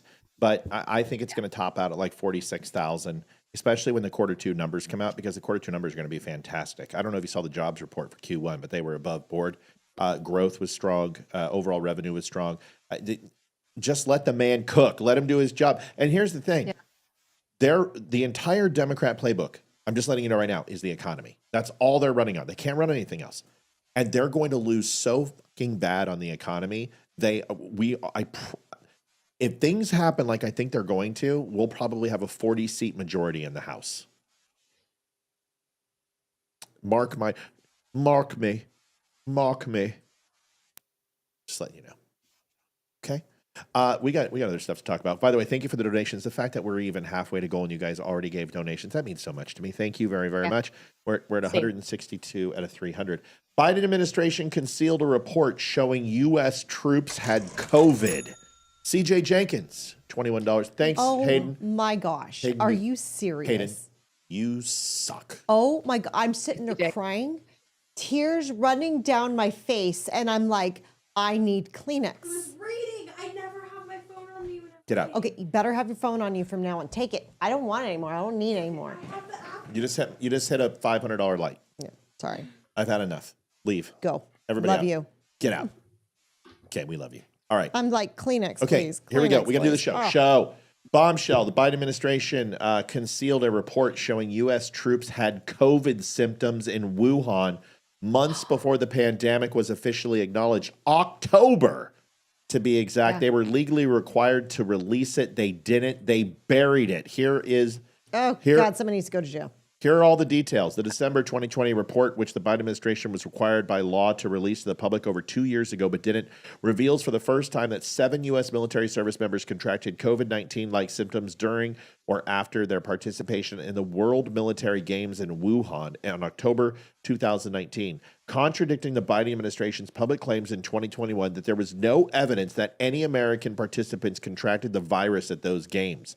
The revelation adds to a mounting body of evidence that the virus was circulating in Wuhan for months before China disclosed it to the world in December of 19, and further bolsters the growing consensus that it could have leaked into the human population from a Chinese lab. Former Biden Defense Department spokesperson John Kirby told the Washington Post in 2021 that the military had no knowledge of any COVID-19. The games were held in close proximity of Wuhan Institute of Virology, where Chinese scientists backed by U.S. taxpayers' fund conducted risky gain-of-function research. Great. Okay, so where are the handcuffs? Millions are dead. Where's the handcuffs? Why is the administration not being drug out with black hoods over their faces and being taken to undisclosed locations in Guantanamo Bay? Pam Bondi, Kash Patel, where are they? I was blaming my mom and dad all these years because they were in China and then Italy and then came home. Yes. And they were the 2 biggest hotspots, and then Florida. So I was blaming them for years. So to find this out today, was one, a relief that my parents were not solely responsible for the outbreak. And then I'm totally kidding, by the way, but they really were. Timing lines up perfectly for them. Isn't your dad's name Yoon Young Fat or something like that? Isn't that his name? It's Kim Un Jun. Yeah. Kim Un Jun. Got it. Oh, I knew it was something Korean. Okay. It's Korean, by the way. Yeah, Kim is not Chinese. It's all right. Just say it. Dude, it's very easy. You can do this, you can do this, or you can do this. You got to figure out which one that you do. It's Shihi Pinji. Shihi Pinji. That is correct. That is a correct name. That means white tuna buffalo soars high along the plains. It's a very good name. Very strong. I look very stands with tuna. Asian. Yes. I'm with you. Where's Kash Patel, by the way? Did he go on vacation? Like, I haven't seen him in a minute. He talked a little bit. He was on today wearing some funny sunglasses. We'll talk about that in a little bit. But I'm sick and tired of this. Arrest these people and put them in prison. Listen, if you think Donald Trump isn't going to leak this, so the entire world rallies against China, this is the strategy. He is going to leak this, and he is going to get the entire world to sanction China. China is going to be they're going to be eating fish heads and rice again very soon, because I'm telling you, he's not screwing around with them.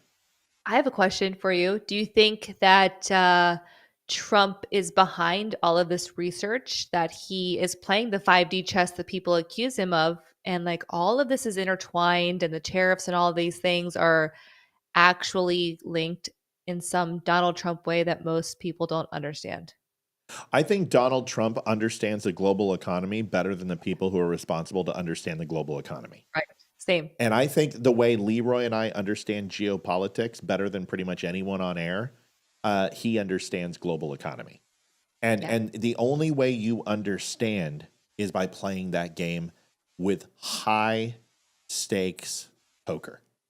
And Leroy and I did it, and we had a lot of responsibility. And we had to understand geopolitically. It's how I read politics today. It's how I understand how Washington's going to react, and I can break things down. Trump sees it when it comes to the global economy.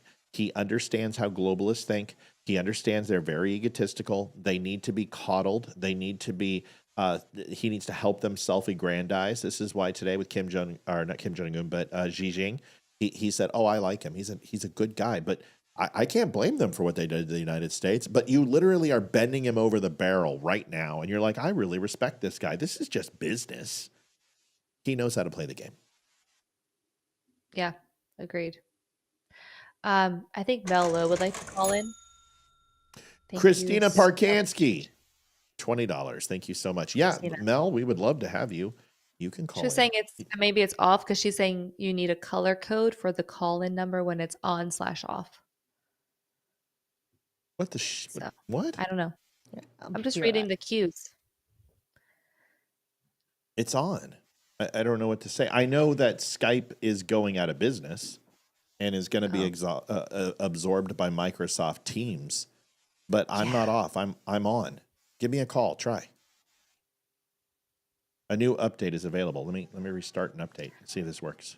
And Sorry, then folks. Amy has a question that I'll ask while you're doing that because I don't know the answer to this.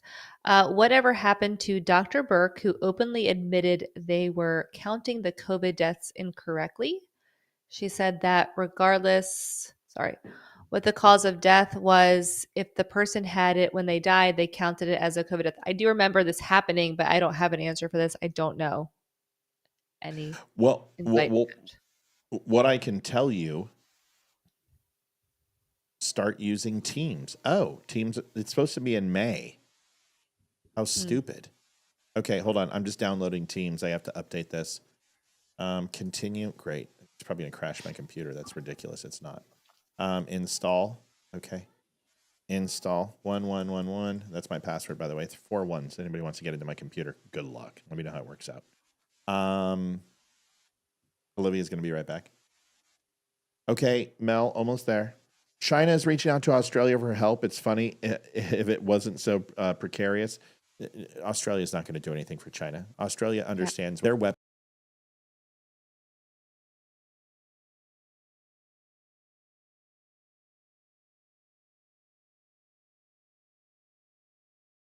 Start using Teams. Close Skype. All right, folks, I'm setting this up. I'm sorry. I lost all audio for a second, so it's okay. It's whatever you're doing. What the hell? I'm so frustrated by this. I got to put this in. I'm sorry, Mel. I'm trying. I don't want to do a pin. I just come on. Hold on. Welcome to Teams, removing your Skype chats and contacts over. Okay. Liv, would you have them grab me some water, please? Not you, them. That makes Let our sense slaves do because they installed Teams on my computer and I'm like, I Yeah. don't use Teams. It's automatically on my new update and I'm like, I don't use Teams. Yep. I don't like time. We use Google Meet Yep. or Skype. Oh, okay. Somebody try to call in now. Liv, your I gotta hair is find- like so long. So beautiful. It is beautiful. Hey, somebody try to call in. Oh, this isn't my account. You can call in. This isn't my account. Add another account. Use another account. What did I use to sign up? Sorry, guys. I got to do this because Mel is really important. And she wants to talk. And Mel gets what Mel wants, folks. I'm just letting you know. You know, crying and contacts do not go together. No, they don't. Oh. Oh, that's cool. I like that ring. Hello? Sounds like that game on Hello? what's that game Hola. called? Hola. Can everybody hear Mel? Can Mel Yes, hear us? I can hear Mel. All right, Mel. Thank you, sweetheart. This thing's working now, but I have to transfer it over to Teams because Skype is going bye-bye. What do you want to talk about it? Oh. Okay, now Teams is working. Mel, can you hear me? Hello? Hello. Hello, who are we talking to? It's Frank. Hey, Frank, what's up, buddy? Mel was trying to call too. Mel, call again. And okay, hold on. Like that ringer. She's calling. I got to close Skype. Video game that's very popular right now. It's too much information. Everyone, shut up. Okay, good. Sorry. That's okay. Quit. Okay. Mel, who just called? Who's here? Frank and Mel. Okay, we got Frank. Mel, call two. I got Frank on one, and then get Mel in here as well. Okay. I didn't mean to cut in on her. No, sure you did. We know exactly. Frank, we knew just what you were doing. We You're know. plotting it. We know freaking Canadians. You know, seriously. Okay. Totally busted. And I'm not Canadian. We know you're not. Okay, except with audio. Okay, it looks like it won't allow. Mel, are you here? I'm here. Yeah. Frank, are you still here? Nope. Oh. Okay. Either way, we got Mel. I'll pay for it so we can have multiple guests. Mel, what do you want to talk about? Then Frank can call in. Go for it, Mel. How are you, sister? Sorry, Frank. I'm good. I had noticed this for about gone. You're good. It's been about 2 weeks that I've noticed that nobody can, and I've tried, and it goes to whatever. And I know you don't take calls during certain segments, and which is fine. Mm-hmm. So I thought, okay, fine.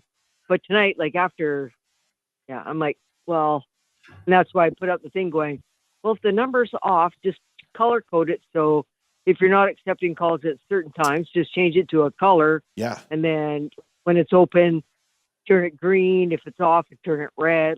I love whatever. that. But the thing is it's always been open. It's just that Microsoft cut off Skype before. You're on Teams now. Yeah. So I didn't know the notifications were it wasn't supposed to happen until May, but I guess they've done it now. So that's why it wasn't working. But now you're good. So what do you want? Well, hi. No, I just want. Hi. What do you want? I love you guys. I just wanted to chime in on just on the COVID thing was with the athletes, because when all the athletes came back from that world champion or thing that was in China that year, August, September, they all came back with COVID symptoms, and some of them were sick, but they were because they were athletes, and they're young. It didn't bother them, so it got brushed under the rug, and that's where I came up that COVID was out in the population in the world before everything got done in January, whatever. It was out in August after those games in China. It was on the loose already, and for that to come out now, that was common knowledge because it was reported back in our news years ago when the COVID thing was going, that this was going on. And then it got brushed under the rug going, oh, conspiracy theorists, and it was blah, whatever. Right. But it wasn't. It happened a lot earlier than everybody knew or knew what it was that they were looking at. So, yeah, it did. We came back with the athletes that went to that military or whatever games that were in China that August. And it came back, and that's how it got spread. And of course, hello, Mel. Dang. Son of beach sheet. Dang. Mel, call right back. Okay. All right. Who are we talking to? You got Mel? Damn No, it. it's Frank. Damn it, Frank. We're talking to Mel. I'm sorry. Damn it. You lost me earlier. I know I did. Hold on. Is there a way to do two people here? Because it should. Hey, I'll tell you what. Take care of Mel first. I will call back later. Okay. No, just wait and just listen to the show, and I'll tell you when to call in. Chuck said, Matt, look for add to call options. Yeah, I know. I see it, but it's not every time I pick it up, it cuts it off. So I think I must have paid for the cheap version. Frank, call us back after Mel's done. Mel, call me back. Call me back, Frank. All right. So waiting on Mel. Okay. I'm trying, folks. I've never used this app, and Skype was so simple. We've got a shit ton of people on, which is really good. But can we get Mel to call?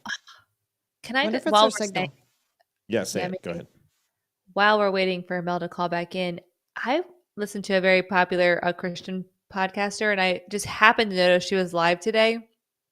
I never watch her live shows, but she only had 300 people on live watching because you can see the numbers, and she's like super well known, gets millions of views. So I just thought wow, and that was on YouTube. So I was like, okay, we're not doing that bad then.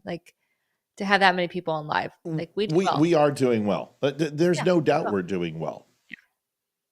So that doesn't okay. I didn't mean folks, that in a derogatory way. I just meant no, we're doing I don't. pretty good. I don't feel that way. I don't feel that way. I'm with you, folks. By the way, I got to pay, and that's fine. But I'm already paying for Skype, so I got to cancel Skype, and then I got to put on Teams. I have the free account. You can't have multiple calls. I'll get it fixed. We can all talk together and sing Kumbaya. Mel, are you going to call in, Canada? Where's my Canada person? All right, I'm going to green light Frank. I am using the free version, but what do you want me to do? I just told you why. It's because I just installed it. It was Skype 5 minutes ago. You're using the free version. That's what I figured. Yeah, I looked. It's not my fault. I'll pay for it, but I don't even know my own password. And I don't want to.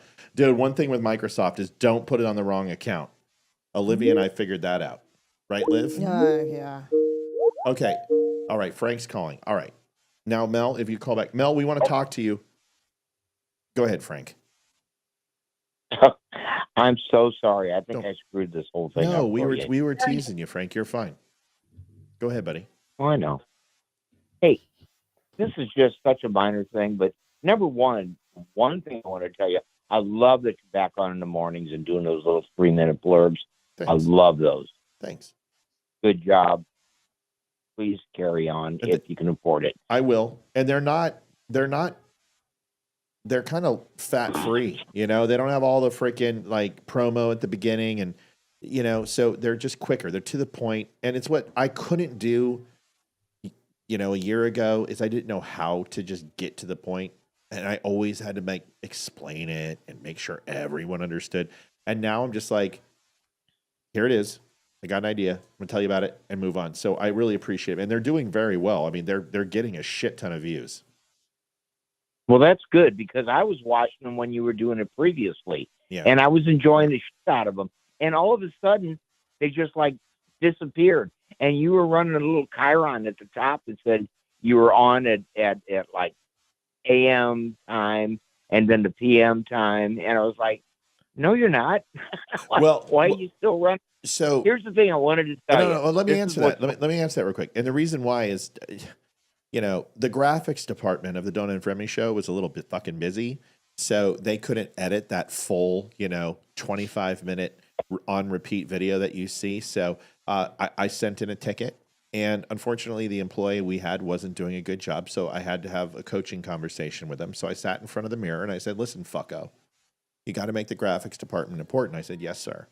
And we put him on a PIP improvement plan. He's doing very well now, and he got it fixed. So, Frank, I just want to say thank you for pointing that out, and I'll make sure to let him know that it doesn't happen again.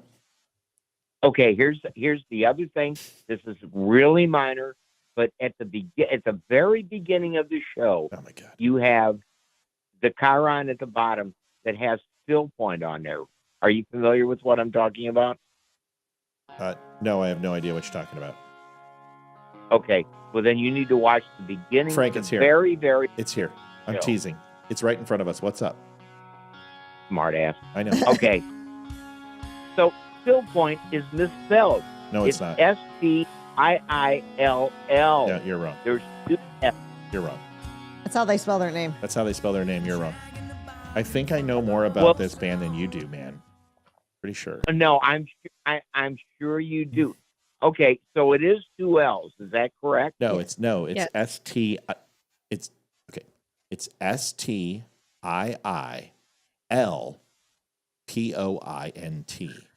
Then bring it back up. Okay, he's right. There is 2 L's. There are 2 L's. It was STIILL. That fucker. I told it. That's it. He's fired. He's fired. I'm firing him.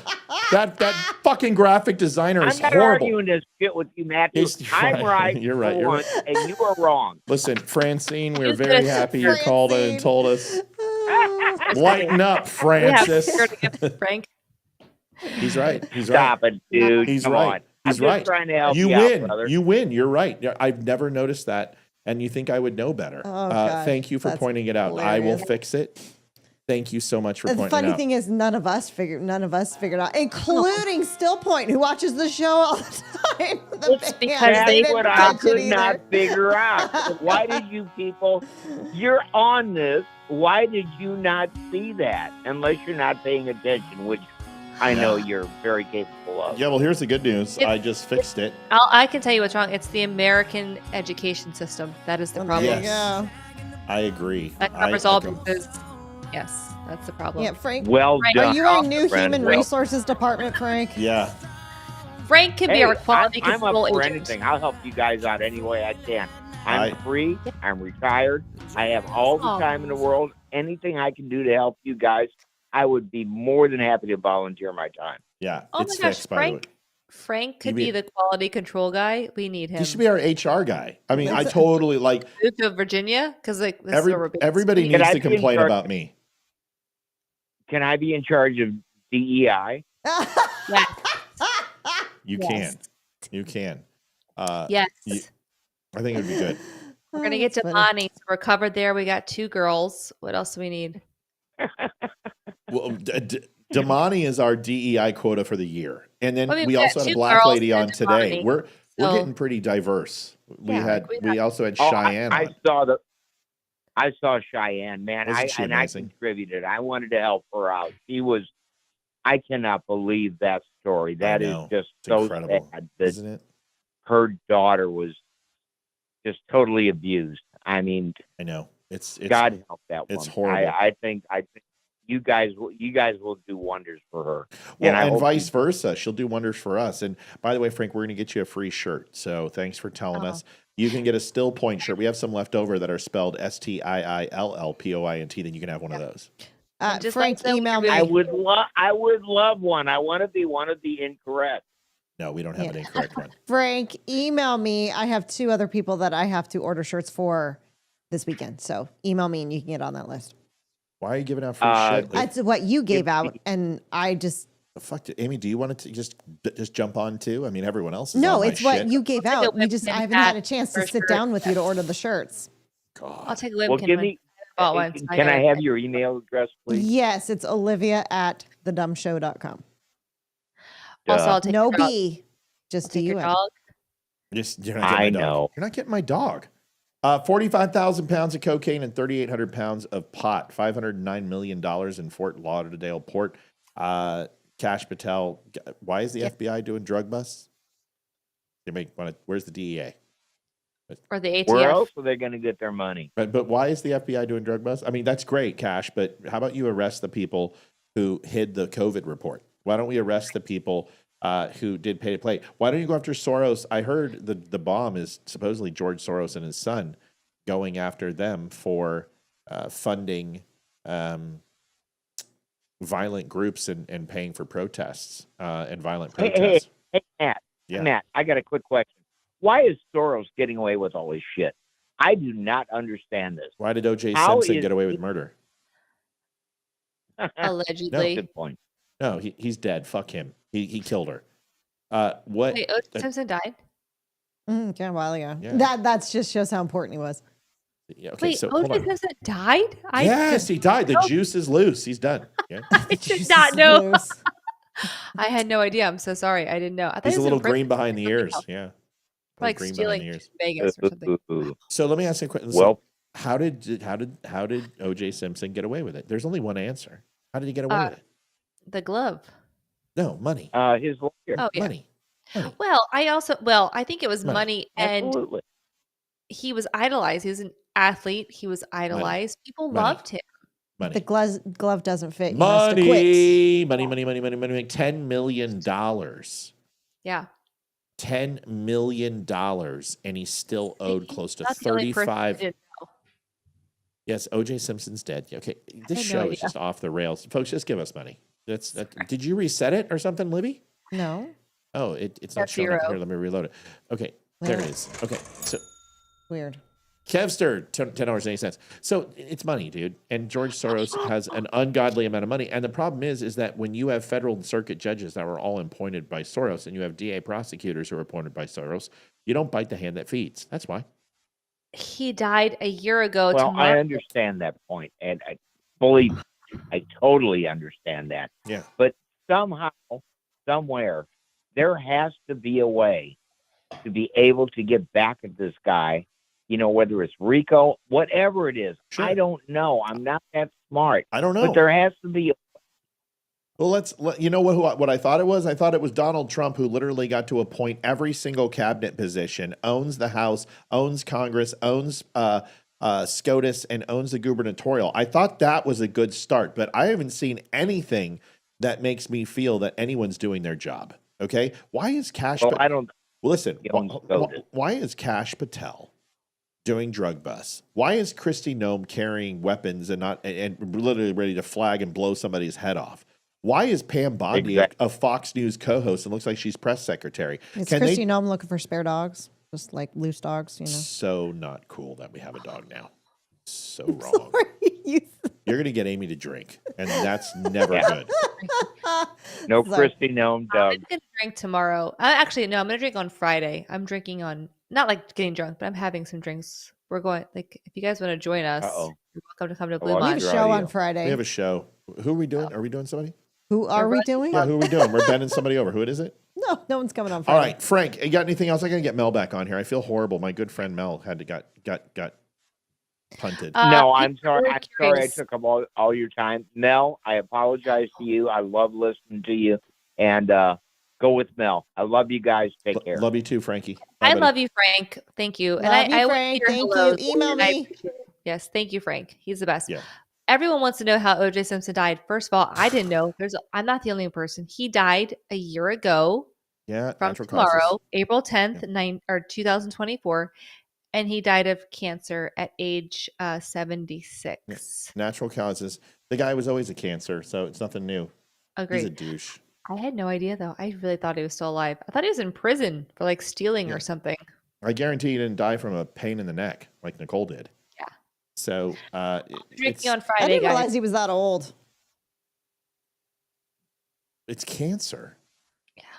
It doesn't matter how old you are. No, I mean, I thought he was younger than that for some reason. I don't know why I was thinking that he was younger than I'll say something 76. racist.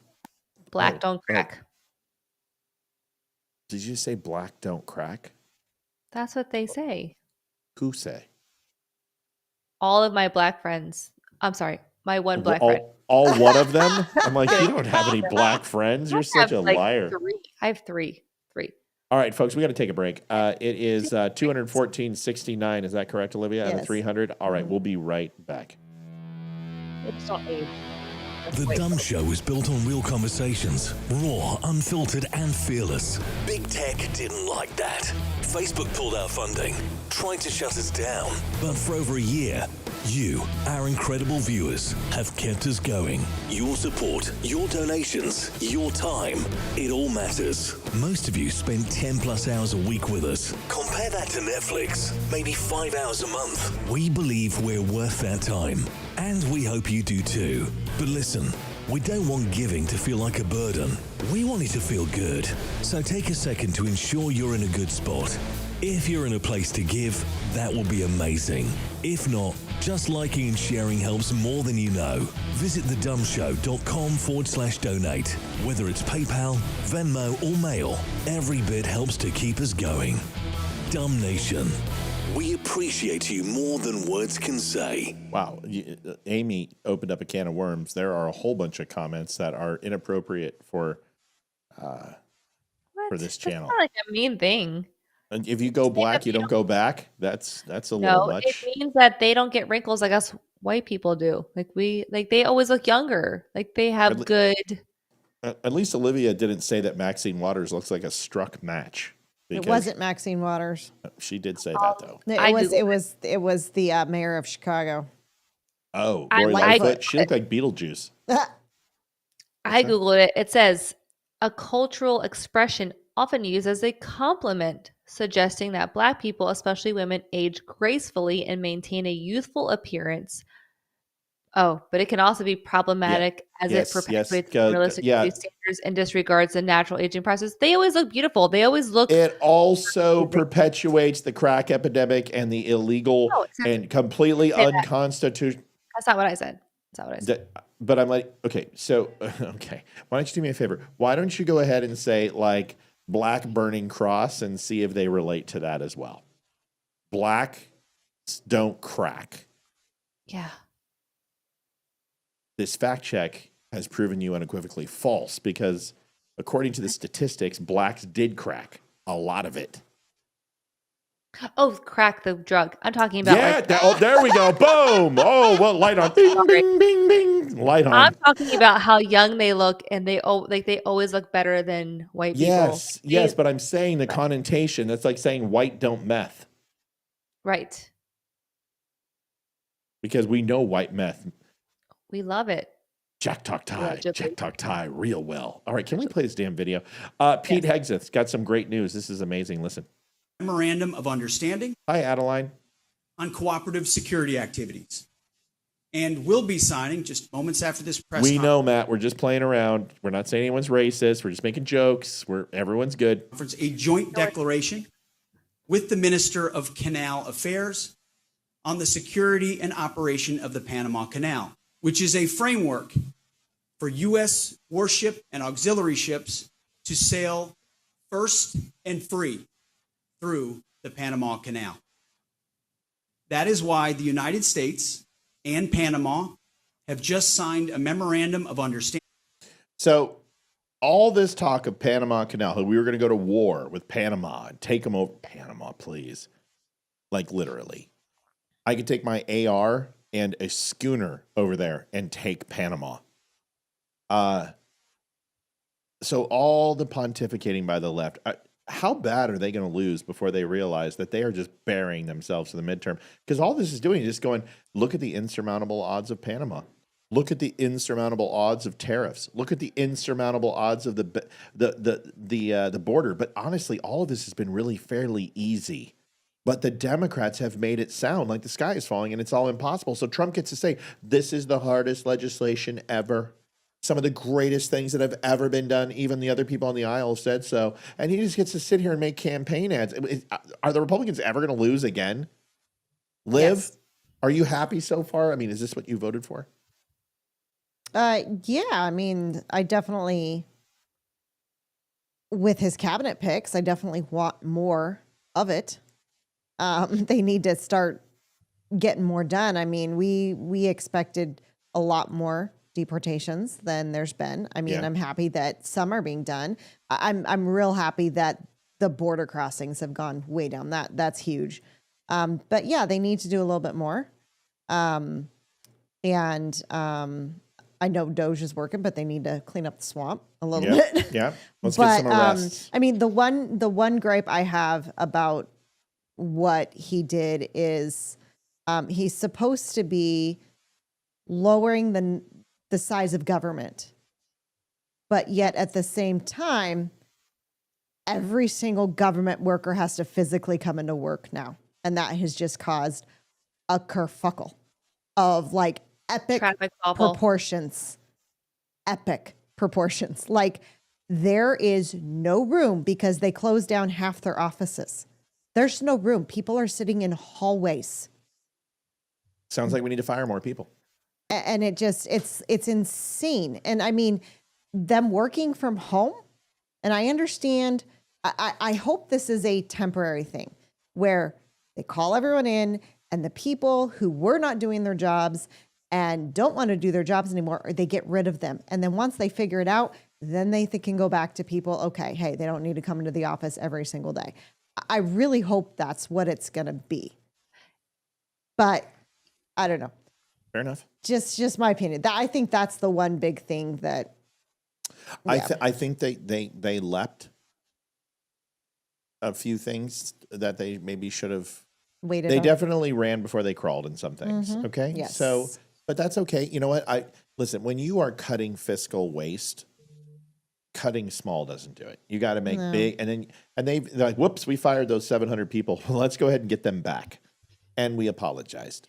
You know, the 33,000 soldiers that were separated, only a couple hundred of them have come back. So they're doing what they can.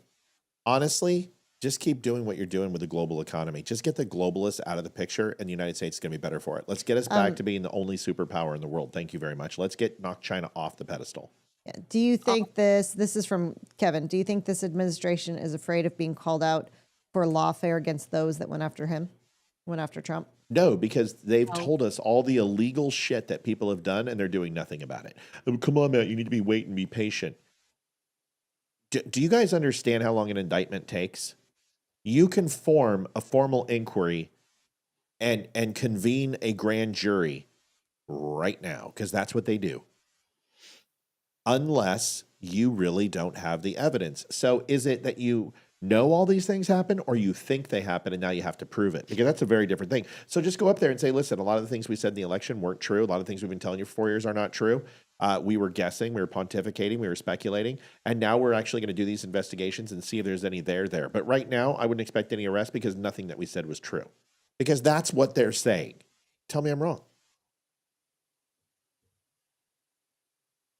Until I see handcuffs, until I see Adam Schiff with shitty freaking Men's Warehouse pants, crapping himself from, getting slammed up against the wall, until I see Ralph Nader literally walk out like the Penguin with his monocle and his little cigarette coming out of his mouth. Mel has a good question. She says, is that what they want, to move the HQ out of the DC area? And I would say, yeah. No. Oh, I think no. Why? Who? She says the HQs, like the headquarters. I'm assuming of all the different associations. I would say no, personally. But why? Why wouldn't you want to decentralize Washington? I don't think people in Washington want to move things outside of Washington because Virginia state laws, Maryland state laws are way more strict than Washington, D.C. laws. And I know Virginia wouldn't fly in D.C. Although most of the people who work in D.C. live in Virginia. Some live in Maryland as well. Virginia is more strict. Maryland is way more liberal. D.C. is like there's no rules.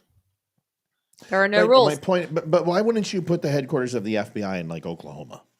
I mean, they have a branch in Tyson's. Like it's not a headquarters, but okay. So man, I wish I could have my friend on.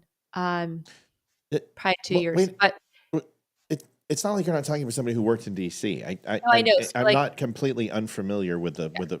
Can you tell me how to get there real quick? To the FBI headquarters. Why do you think that Trump doesn't want to decentralize Washington, D.C.? Wouldn't that be a benefit to the GOP? Yes, I think so. Yes, 100%. But the people in Washington are going to fight it. But what I'm saying is I do believe that the Trump administration wants to decentralize. They would love to put the IRS in San Francisco. They would love that. They would love to put the FBI in Oklahoma. They would love to move and keep the Pentagon where it's at, and basically that's really it. SCOTUS would stay where it's at. Yeah. But also DC has like no rules. I mean, it's just like it's like a lawless island. Well, it's not a state. It's not a state. It's a district, and it's not under the purview of state governments. It's a federal haven, and honestly, they've turned it into a tax haven and a lawless area. And that's just, why do you think all the crime is literally within a 3-mile radius of Washington, D.C.?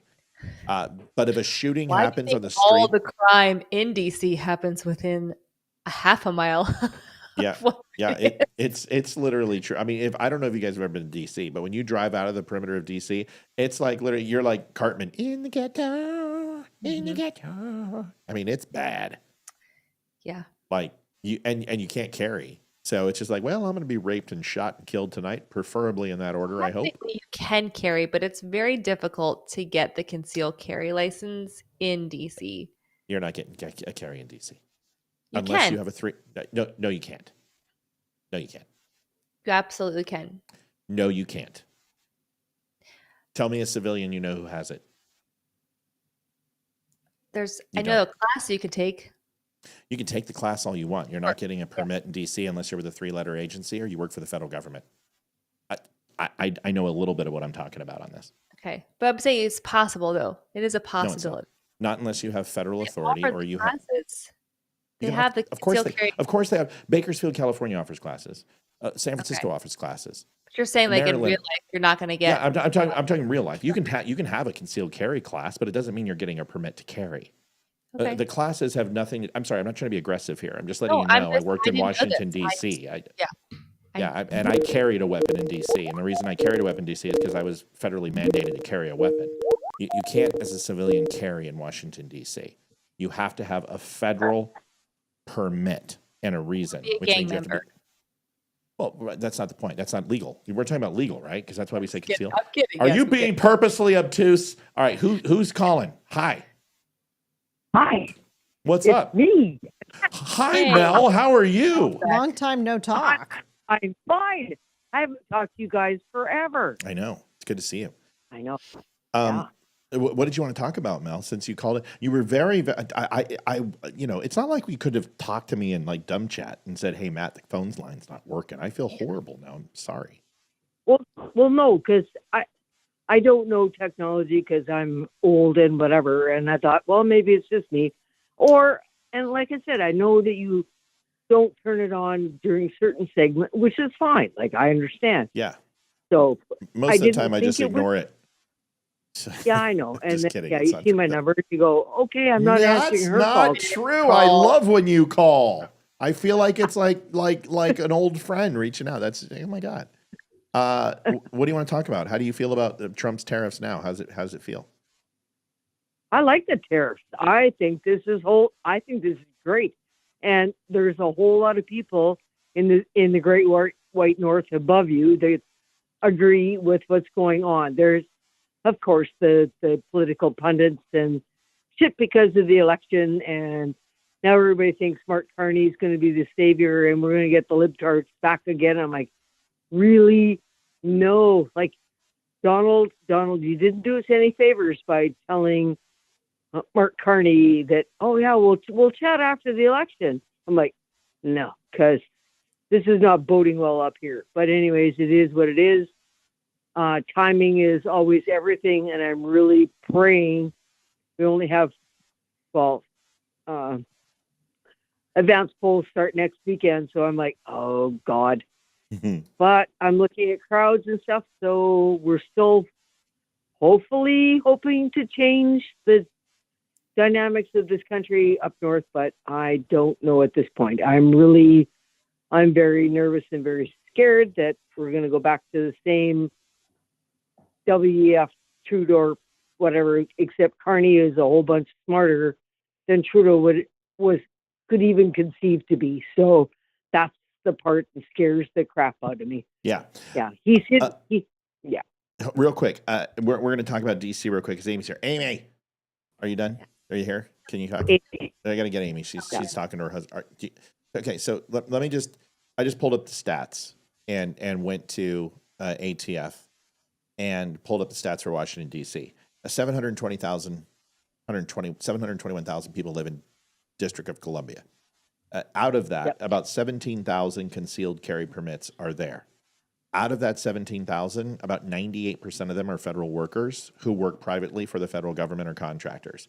That leaves about 300 to 400 civilians, and those people have to get a permit through the MPD, which is not a state, it's a federal entity, the Metropolitan Police Department, and they have to show due cause.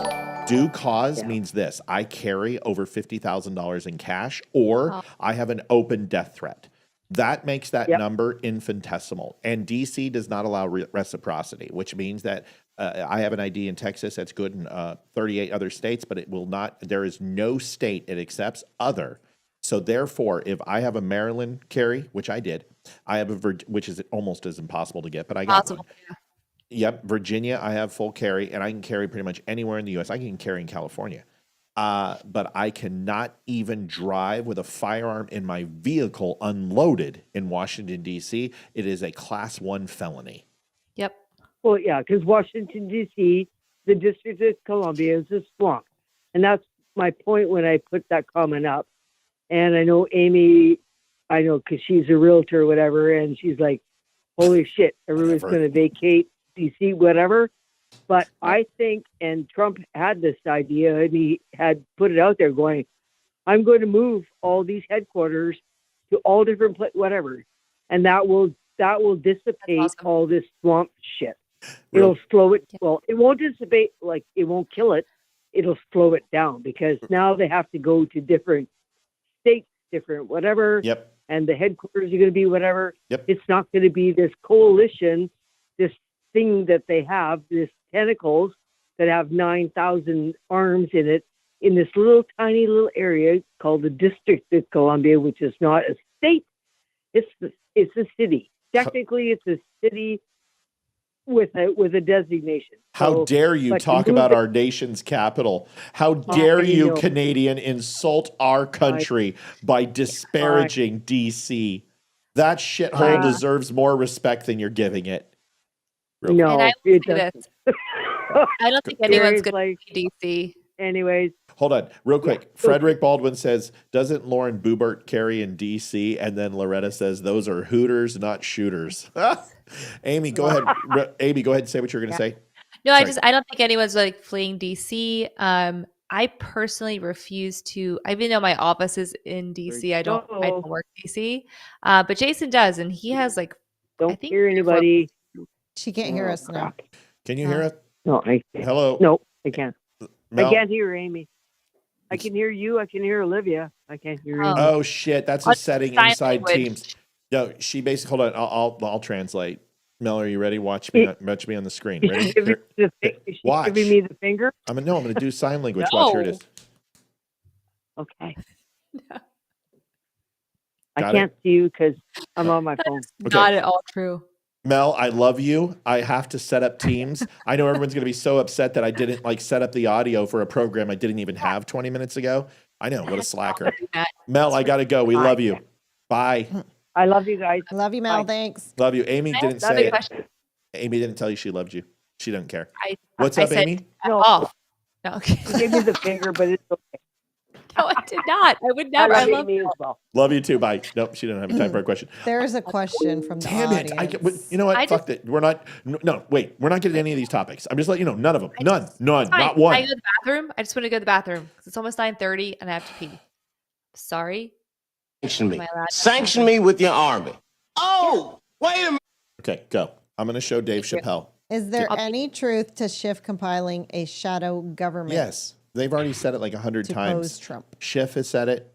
Not Nadler. Yeah, Nadler said it. And then, who's the other douche plow? Mr. I have cancer, so I wear a do-rag. I can't remember his name. I don't know what's wrong with me. I'm tired. It's not Needler or something, is it? I don't know. No, Needler? I don't know. No, that's Nadler. Oh, I said Nadler. It's Jamie Raskin. Sorry, it took me a second. Here is Donald Trump if he was black talking to Canada and Mexico about tariffs. Here it is. With that, you know what you should do? You should sanction me. Sanction me with your army. Oh, wait a minute. You don't have an army. I guess that means you need to shut the fuck up. That's what I do if I don't have no army. I would fuck up. Shut the fuck up. That's right. So good.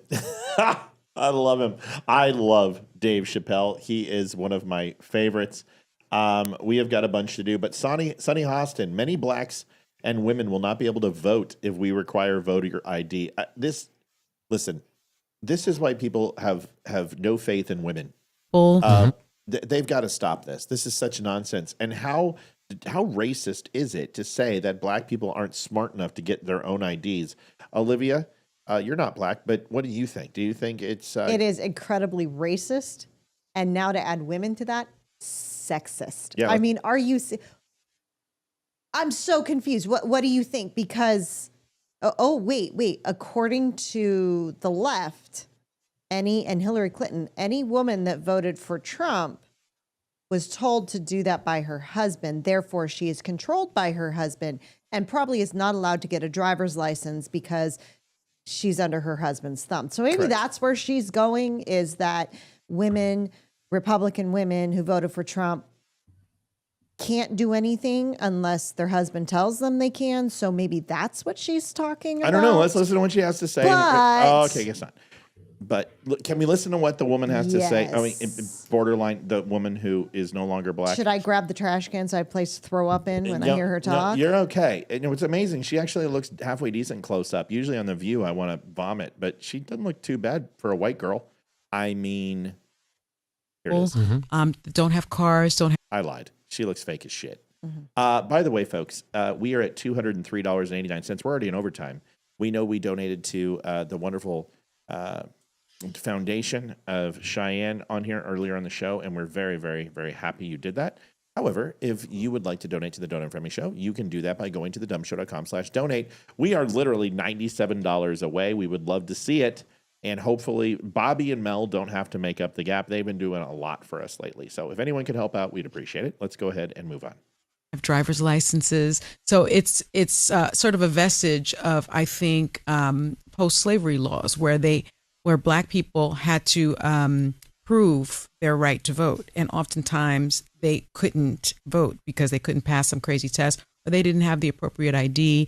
It also affects women that are married. Maybe your passport reflects something that's different on your birth certificate or on your driver's license. So really the bottom line is voter suppression. And I agree with him 100%. It's a brilliant notion that less voter ID laws allows more people to vote.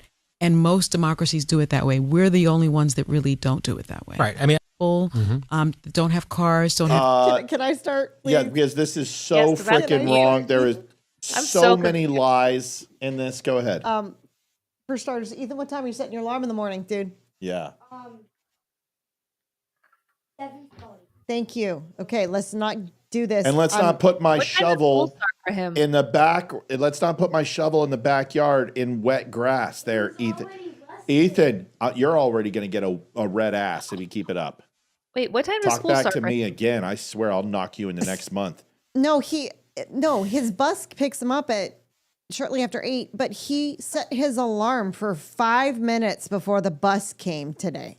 I'm like, you're not even going to have time to freaking brush your teeth, dude. See you later. So my comment on this is the less people, the less states that require an ID to vote, the more people vote. Yeah, because illegal aliens are going to freaking vote, and people who shouldn't vote are going to be able to vote. That's why more people are going to vote. It is incredibly sexist. It's incredibly racist. And I still can't believe they are on that where voter ID people are not going to be able to vote. Are you freaking serious? Do you have any facts to back this up, or are you just emotional? No, I mean, freaking, I'm just going off of the more states that don't require IDs to vote, the more people will vote. 100 countries require voter ID. Another 87 countries actually have some form of ID. France, Italy, Sweden, Switzerland, Norway, UK, Germany, Asia, North and South America, Africa, Australia, New Zealand require voter ID. Her claims that blacks or suppressed are women, there's actually laws against that. And they haven't done citizenship tests for voting because it is against the law. This lady is a effing liar. She is full of as much collagen in her eyes and her lips. She is full of caca. It's because she's on The View. She's perfect because they spewed nothing but lies on that show. I don't think there's been one word of truth ever spoken on that show. Fair enough. Amy, go ahead. Your turn. I just wanted to point out it's not just about voting without ID, but I could go to every voting poll in my area if I wanted to and vote because I don't need ID. So who's going to keep track? It's just so there it is. Ridiculous. It's ridiculous. I'm sorry. If you want to vote, be registered. If you are married and your passport doesn't match your marriage certificate or license, there's a paper trail called a marriage certificate for that. Social security card. There's all kinds of things that prove your identity, which is why it's comical that we have to prove our identity so much. Sometimes you have to give like 8 forms of ID. To 89 different federal and state requirements for IDs. Just basic. I gotta. Here's another thing. Who are they saying this about? In order to get a job, you have to have an ID. In order to get a credit card, you have to get an ID. Right. In order Hunting to license. freaking anything. Rent an apartment. Get a car. Get a loan. Open a bank account. Go to a porn store. Freaking anything. You Buy have to get an ID. And you know, Yes, I got to show you're 18 years old. Oh, one at a time, ladies. Here's Jeez, the other bitches, thing. calm down. Here's the other thing. Freaking, the whole thing was, it's racist against black people to require voter ID because they can't get IDs. I'm going to say something racist now. Oh my God. Freaking. It's the most racist show we've Freaking, had. you need to have a freaking ID to get alcohol and drink. Oh, you should have said welfare. But there you go. You need an ID to get welfare too. Welfare and EBT cards. There you go. You should have said grape soda and chicken. You're such a racist. Oh, and you need She said it. She started this. You need a voter ID to go to Planned Parenthood. Do you and really? Visit someone So Democrats. Yes, and visit someone in prison. Exactly. I have visited someone in prison before, so I know that. So there's a lot of black people in prison, folks. See? How's your pen pal live? My pen pal. He turned my proposal for marriage down. That's why I married this dude over here. So racist. Folks, this show, it's not about racism because we make fun of white people. We just made a meth joke. Oh, gosh. But Olivia takes it too far sometimes. We want to apologize. She really does. Oh, my gosh. I have never said anything bad on this show. You said that Lori Lightfoot looks like a struck match. That's pretty racist. Aimed at her, not all black people. Go ahead. Can I be racist for a second? No, we've had enough of it tonight. I just want to point out that Liv is, what, are you quarter Mexican? Is that racist? Yeah. So. She's full Mexican. She just she thinks ketchup is spicy. I am not full Mexican. Yeah, you are. No, I'm not. Yeah, you are. No. You're probably a Polak and a Mexican. I know one of my ancestors is one of those famous Vikings, but I don't know who. You're a Mexalock. I don't know. Well, there's only like one, Eric. You're safe. Just say Eric, and you pretty much got all the Vikings. I don't know. I'm related to an Eric. One of those Eric Viking dudes is like a long lost ancestor or something. Karen Vera says to board a plane, or I'm guessing going to a courthouse, you need a real ID. You need a real ID. You need real ID. Yeah. Oh yeah. Since when? I went to court today. It's certain states. Oh, okay. But airport is federally mandated, but courts are state. But you're okay with a passport though, right? Because I have not got my real ID. I need to do that. No. That it's my understanding that you have to have real ID certified if you're going to use a driver's license. Passport, I think you're okay. But what they're doing is states are forcing courts to have real ID because people weren't following through and getting it for the airport. So there's states that mandate it. Cool. Honestly, I'm gonna I don't care. I just haven't done it yet. So let me get this straight. You have to have a license to fly, a license to fish, a license to buy cigarettes, a license to drink, a license to drive, a license to check into a hospital, a license to get an apartment, a license to buy a house, a license to open up a bank account.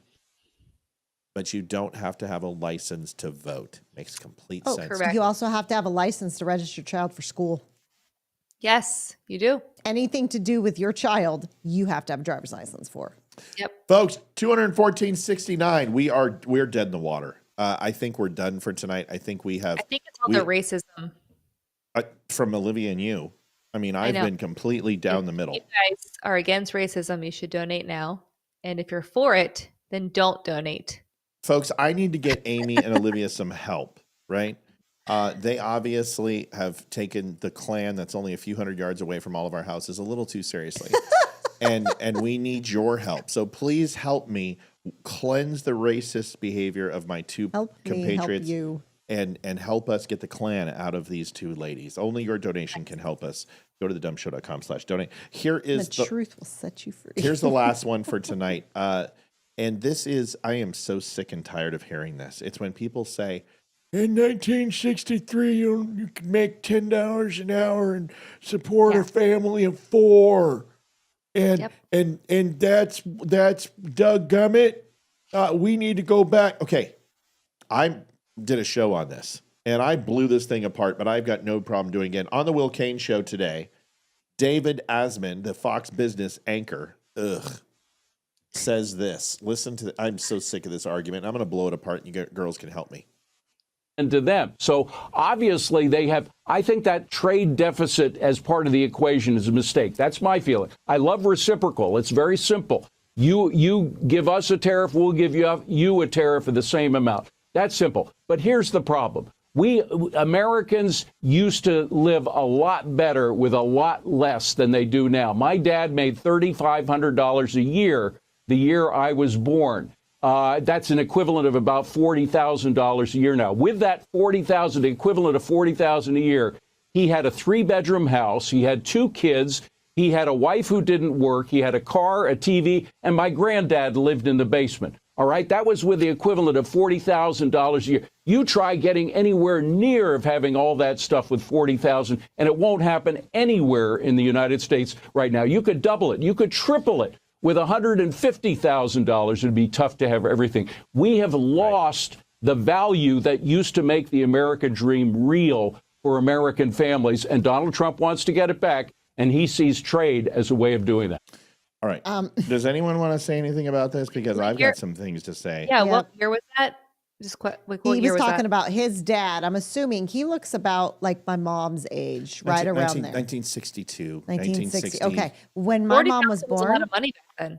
Yeah. When in 1955, the year my mom was born, the average house cost was $4,000. There we go. That is it. Okay. I mean, inflation. Our dollar It's not isn't inflation.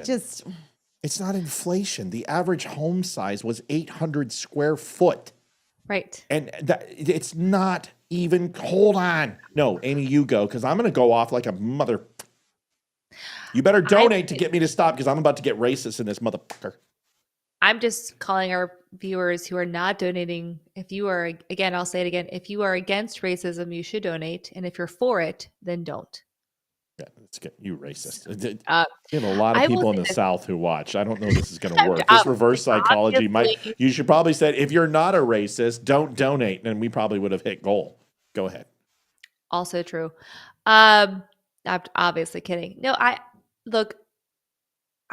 was born in the early 80s, very early 80s. And I remember when gas cost under $1 for a gallon. Like, I remember these things. Yeah.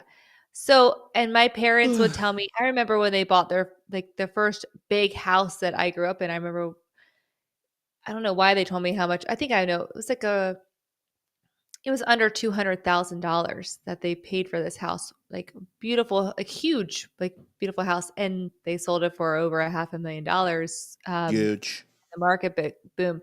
But my point is, yes, things were more expensive, but we're earning more money. It's keeping up. I mean, inflation might be outpacing our earning potential slightly at the moment, but it will actually catch up. Like it always does. If it didn't catch up, then we would be in a depression again. So I don't know. I'm not an economist. Economist? Can't even say it. It's okay. Neither am I. No, I'm not an economist either. But I did sleep at a Holiday Inn Express. The reason why is because since then the population has grown by 66%. Number one. Yeah. Number two, it's not as cheap as it was to insure people, because the laws of probability say the more people, the more opportunity. But they also used to give you false teeth, and they didn't do implants. Also, an air conditioner was meant for trucks or something that had 16 wheels, not for a vehicle. And in fact, the vehicles that they made back then weren't energy efficient, and you didn't get 67 miles to the gallon. You certainly didn't get air conditioning. You didn't get Rockford Fosgate with a freaking hyperdelic blah pump inside of it, and it didn't park itself, and it didn't talk to you, and it didn't go ahead and beep at you when you were getting too close to a curb. That's a car. Yeah. Everything has advanced in technology, and with that comes higher cost and higher prices. I understand what you're saying, but if you're going to tell me that your grandmother's house is comfortable to live in from 1962, then move there. I don't want to live there. Nobody does, because it was a shithole. It is not the same as it right. And the toilet, your balls touch your ass because the hole is this big. And now, you also need a gallon you need a bucket next to the toilet to flush it, because it doesn't flush. And you got to shake the handle. Don't flush it, because if you do, the whole place is going to flood. And then turn on the heater in the winter, literally, where the furnace will go ahead and smoke you out. And air conditioning is literally you having a glass of iced tea in front of a fan and sitting in front of it trying to cool down. The times have changed. Things have gotten more complicated. The jobs are more technologically advanced. The jobs that were there were low-end jobs. that were considered to be above average because the technological criteria to be a part of them was nil. Now, in order to get a job, you have to have a specialty, you have to have a trade, you have to have a degree and a training in order to go do them. It's not that inflation caused this. It's that we are so technologically advanced that the curve of materialism has overcompensated and surpassed the basic needs of necessity. You can still have a 800 square foot house. You can go build one and you can buy a half acre in fucking Biloxi, Mississippi, and you can go have that house. But I don't want to hear it when an alligator is crawling up your asshole when you're trying to sleep. You can move into a swamp. The point is that you want luxury. You want to have what the Joneses have. We want the latest Nintendo and the newest iPad and the brand new car. Well, guess what, folks? That costs money, and that is why it costs so much freaking cash now compared to 1960. Who wants to talk? You're calling in. Go ahead. Yes, Matt. You know who this is. This is Elizabeth. Oh, my God. What did I do to piss you off today, Elizabeth? Aw. I'm not pissed off. Oh, okay, because usually you're pissed off at me. It's good to have you. What's up? Well, let's just put it this way. As a teacher, I make and a master's plus 60, which means I almost have a doctorate. Okay. I only get for the first year teacher $46,500. Where? Okay. Where are you? Whenever you go down Oklahoma. to HUD Okay. in Oklahoma, yes, and you know Oklahoma is one of the poorest paid states around. And I qualify to get a HUD home. Okay. Yeah. That means that even $46,500 is not enough to keep us above water anymore. Okay, so let me ask you a question. Do you mind if I ask one, Elizabeth? Do you mind? Yeah. Awesome. Did the government assign you your job? No. Who did? That was the only job that would hire a disabled woman that I could get. Because with everything that I have, you know, I have 2 bachelors, 2 masters, and all but dissertation for a doctorate. Sure. So what was your master's and doctorate in? I did not get my doctorate yet. It's an ABD, but it would have been education with organizational leadership. I have a master's of business administration with organizational leadership, and I have a master's of science with special education. Okay, so you're a teacher. Yes. You went to school to be a teacher. When did you go to school to be a teacher? I actually started as soon as I got out of school on my first bachelor's, because I got 2 bachelors. Okay, how old were you? In 1991. Okay, so 1991. What did you do before that, before college? Well, I was graduated from high school. Right. Okay, so your experience is you made a decision to go be an educator. Were you aware of what educators were paid back then? I know that they said if you were in it for the money, you're choosing the wrong career. All right, well, there you go. Thanks for answering my question. That's all I got to say. Well, have you thought about doing like and private? the good thing about it is I'm not complaining. Oh. But what I am saying is that if we're really looking at $35,000 versus $46,500, back then in 1991, teachers made $35,000. And they were able to make, my dad was a teacher. Of course, he was retired military too. And he was able to get a home that was 3-bedroom, but he still struggled as I struggle today making $46,500. And the thing about it is you can make the dollar stretch if you want to. There's still houses out here that you can get for $70,000 that's just as nice as they were whenever you could pay for one with $35,000. Do you mind if I ask another question, Elizabeth? Oklahoma is ranked 49th in education and often ranked as the poorest state for education. Tests are the lowest in the nation. Overall successful graduations are the lowest in the nation. The reading level, math, science, basically STEM is in the toilet. Why do you deserve a raise? We don't. Okay, well then, there's. Thank you also for answering my question, Elizabeth. I'm empathetic to your situation, but it's the one you chose. And what my main point is the fact I think that anybody that's complaining about the dollar is pathetic. There you go. I agree with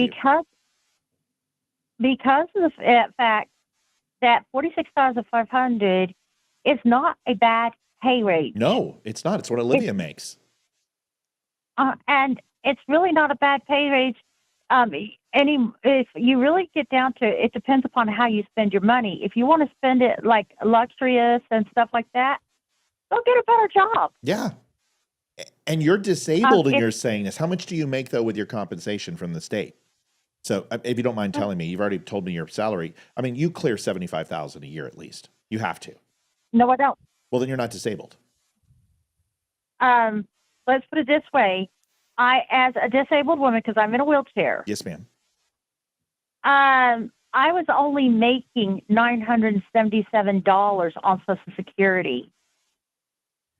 Now that I am working, they've taken that Social Security check away from me. Okay, because you're not. Well, you can't work and collect Social Security from a certain dollar amount. That's why. Exactly, I make too much. Okay, but you don't. Do you have SSDI? Do you have any state disability? Have you applied for that? Because there are programs for that, especially if it's clinically. Are you clinically disabled, or is this not a medical condition? I am clinically. I have spinal bifida, spinal cord injury, and neuropathy, diabetes, asthma. Okay, so you are on a long-term disabled situation. So have you looked into government-sponsored programs that assist people with long-term disabilities, such as yourself? I was not being able to get any. As much as I was fighting, as much as I have tried to look into the state, as long as I was willing to take that $977, they were throwing like Medicare paid at me. But because if you're married, which I got that divorce. Yep. But as long as I was married, I wasn't able to get but maybe $17. And once I got away from him, I still wasn't making much. I kept applying. But in Oklahoma, they don't have much for us. Amy, go ahead. Can I make a suggestion? Because you obviously have a higher education, so this may or may not be something you're interested in, but look at Salesforce jobs. Mm-hmm. Yeah, Salesforce is great. They pay like $100,000 and you can work HubSpot. 100%. Oh, no one can hear me.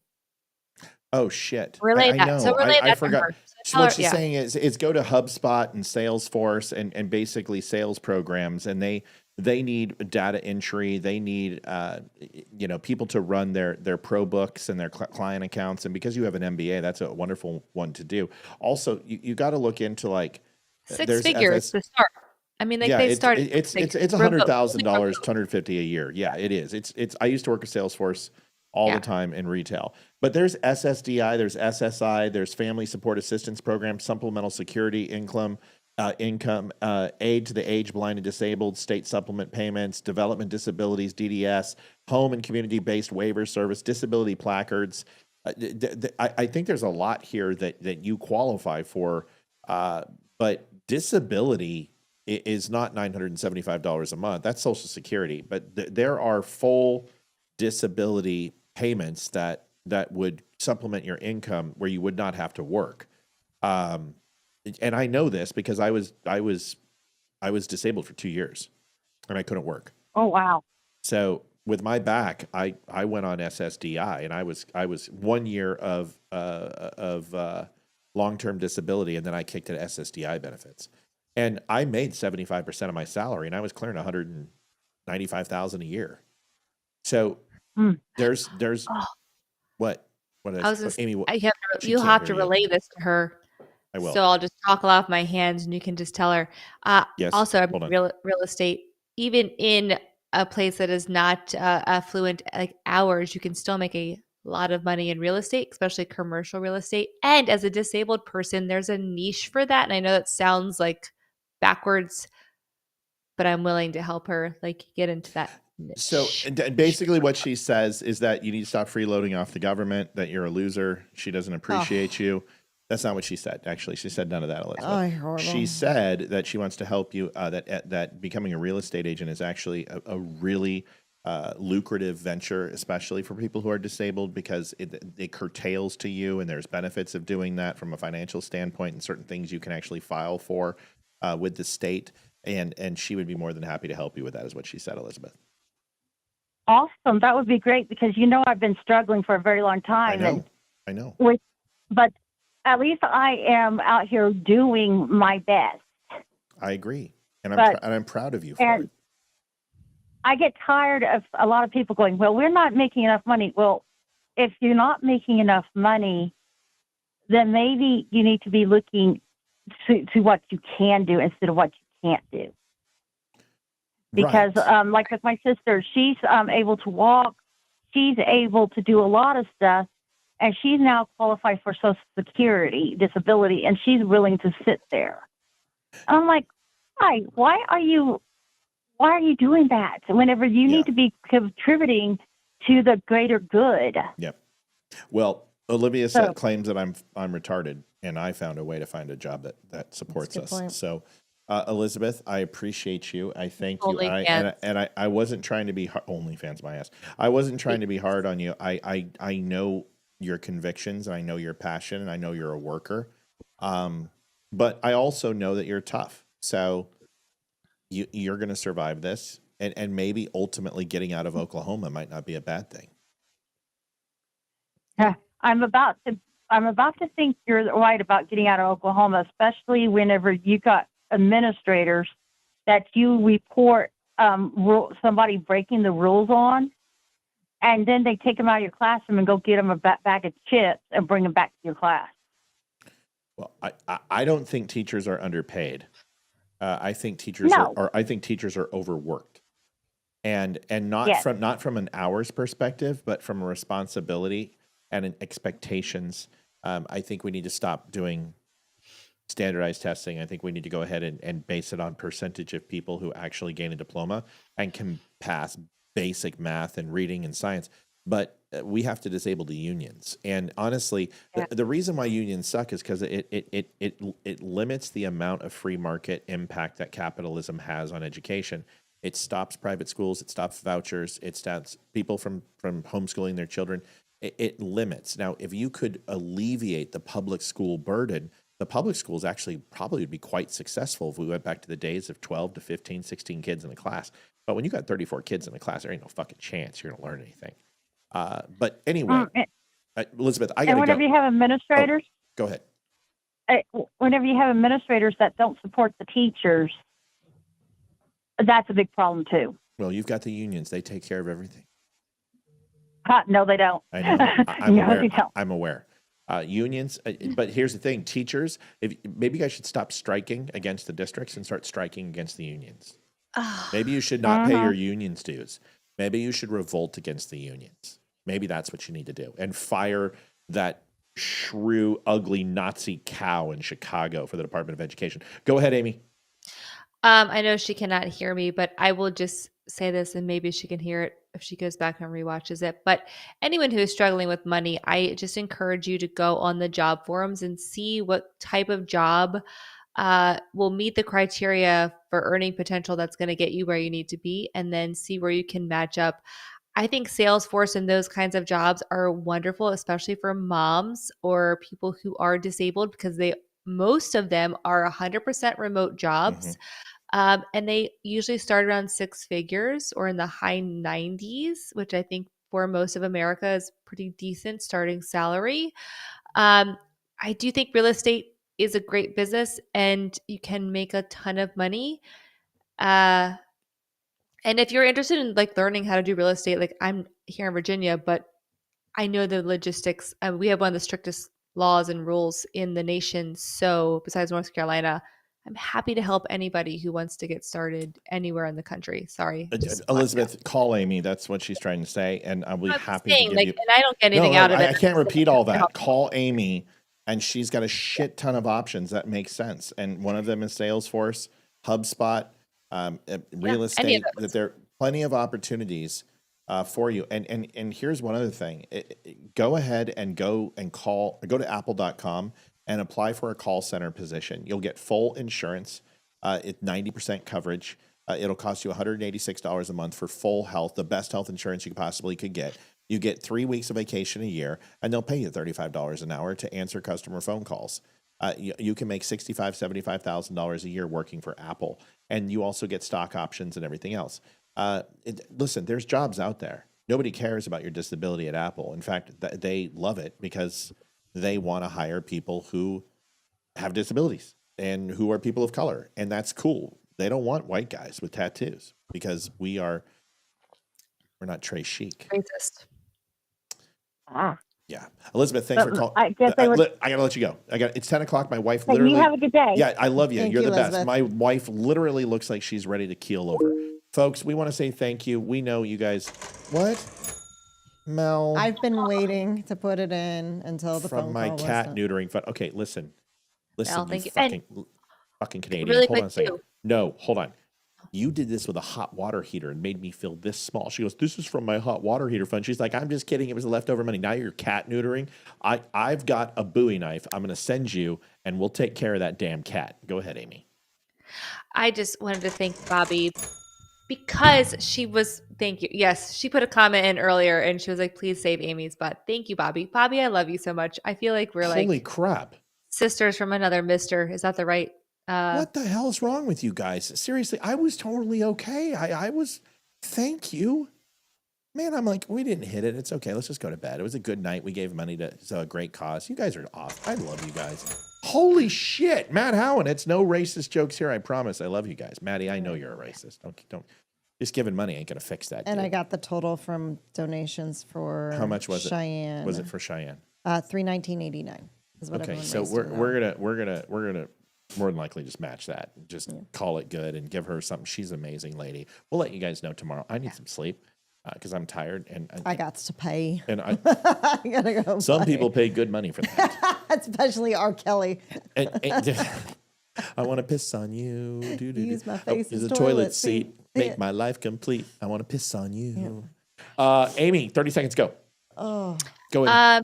First of all, thank you guys so much for having me on today. You guys are just awesome. I just really appreciate everyone today. I'm gonna get emotional. I don't know why.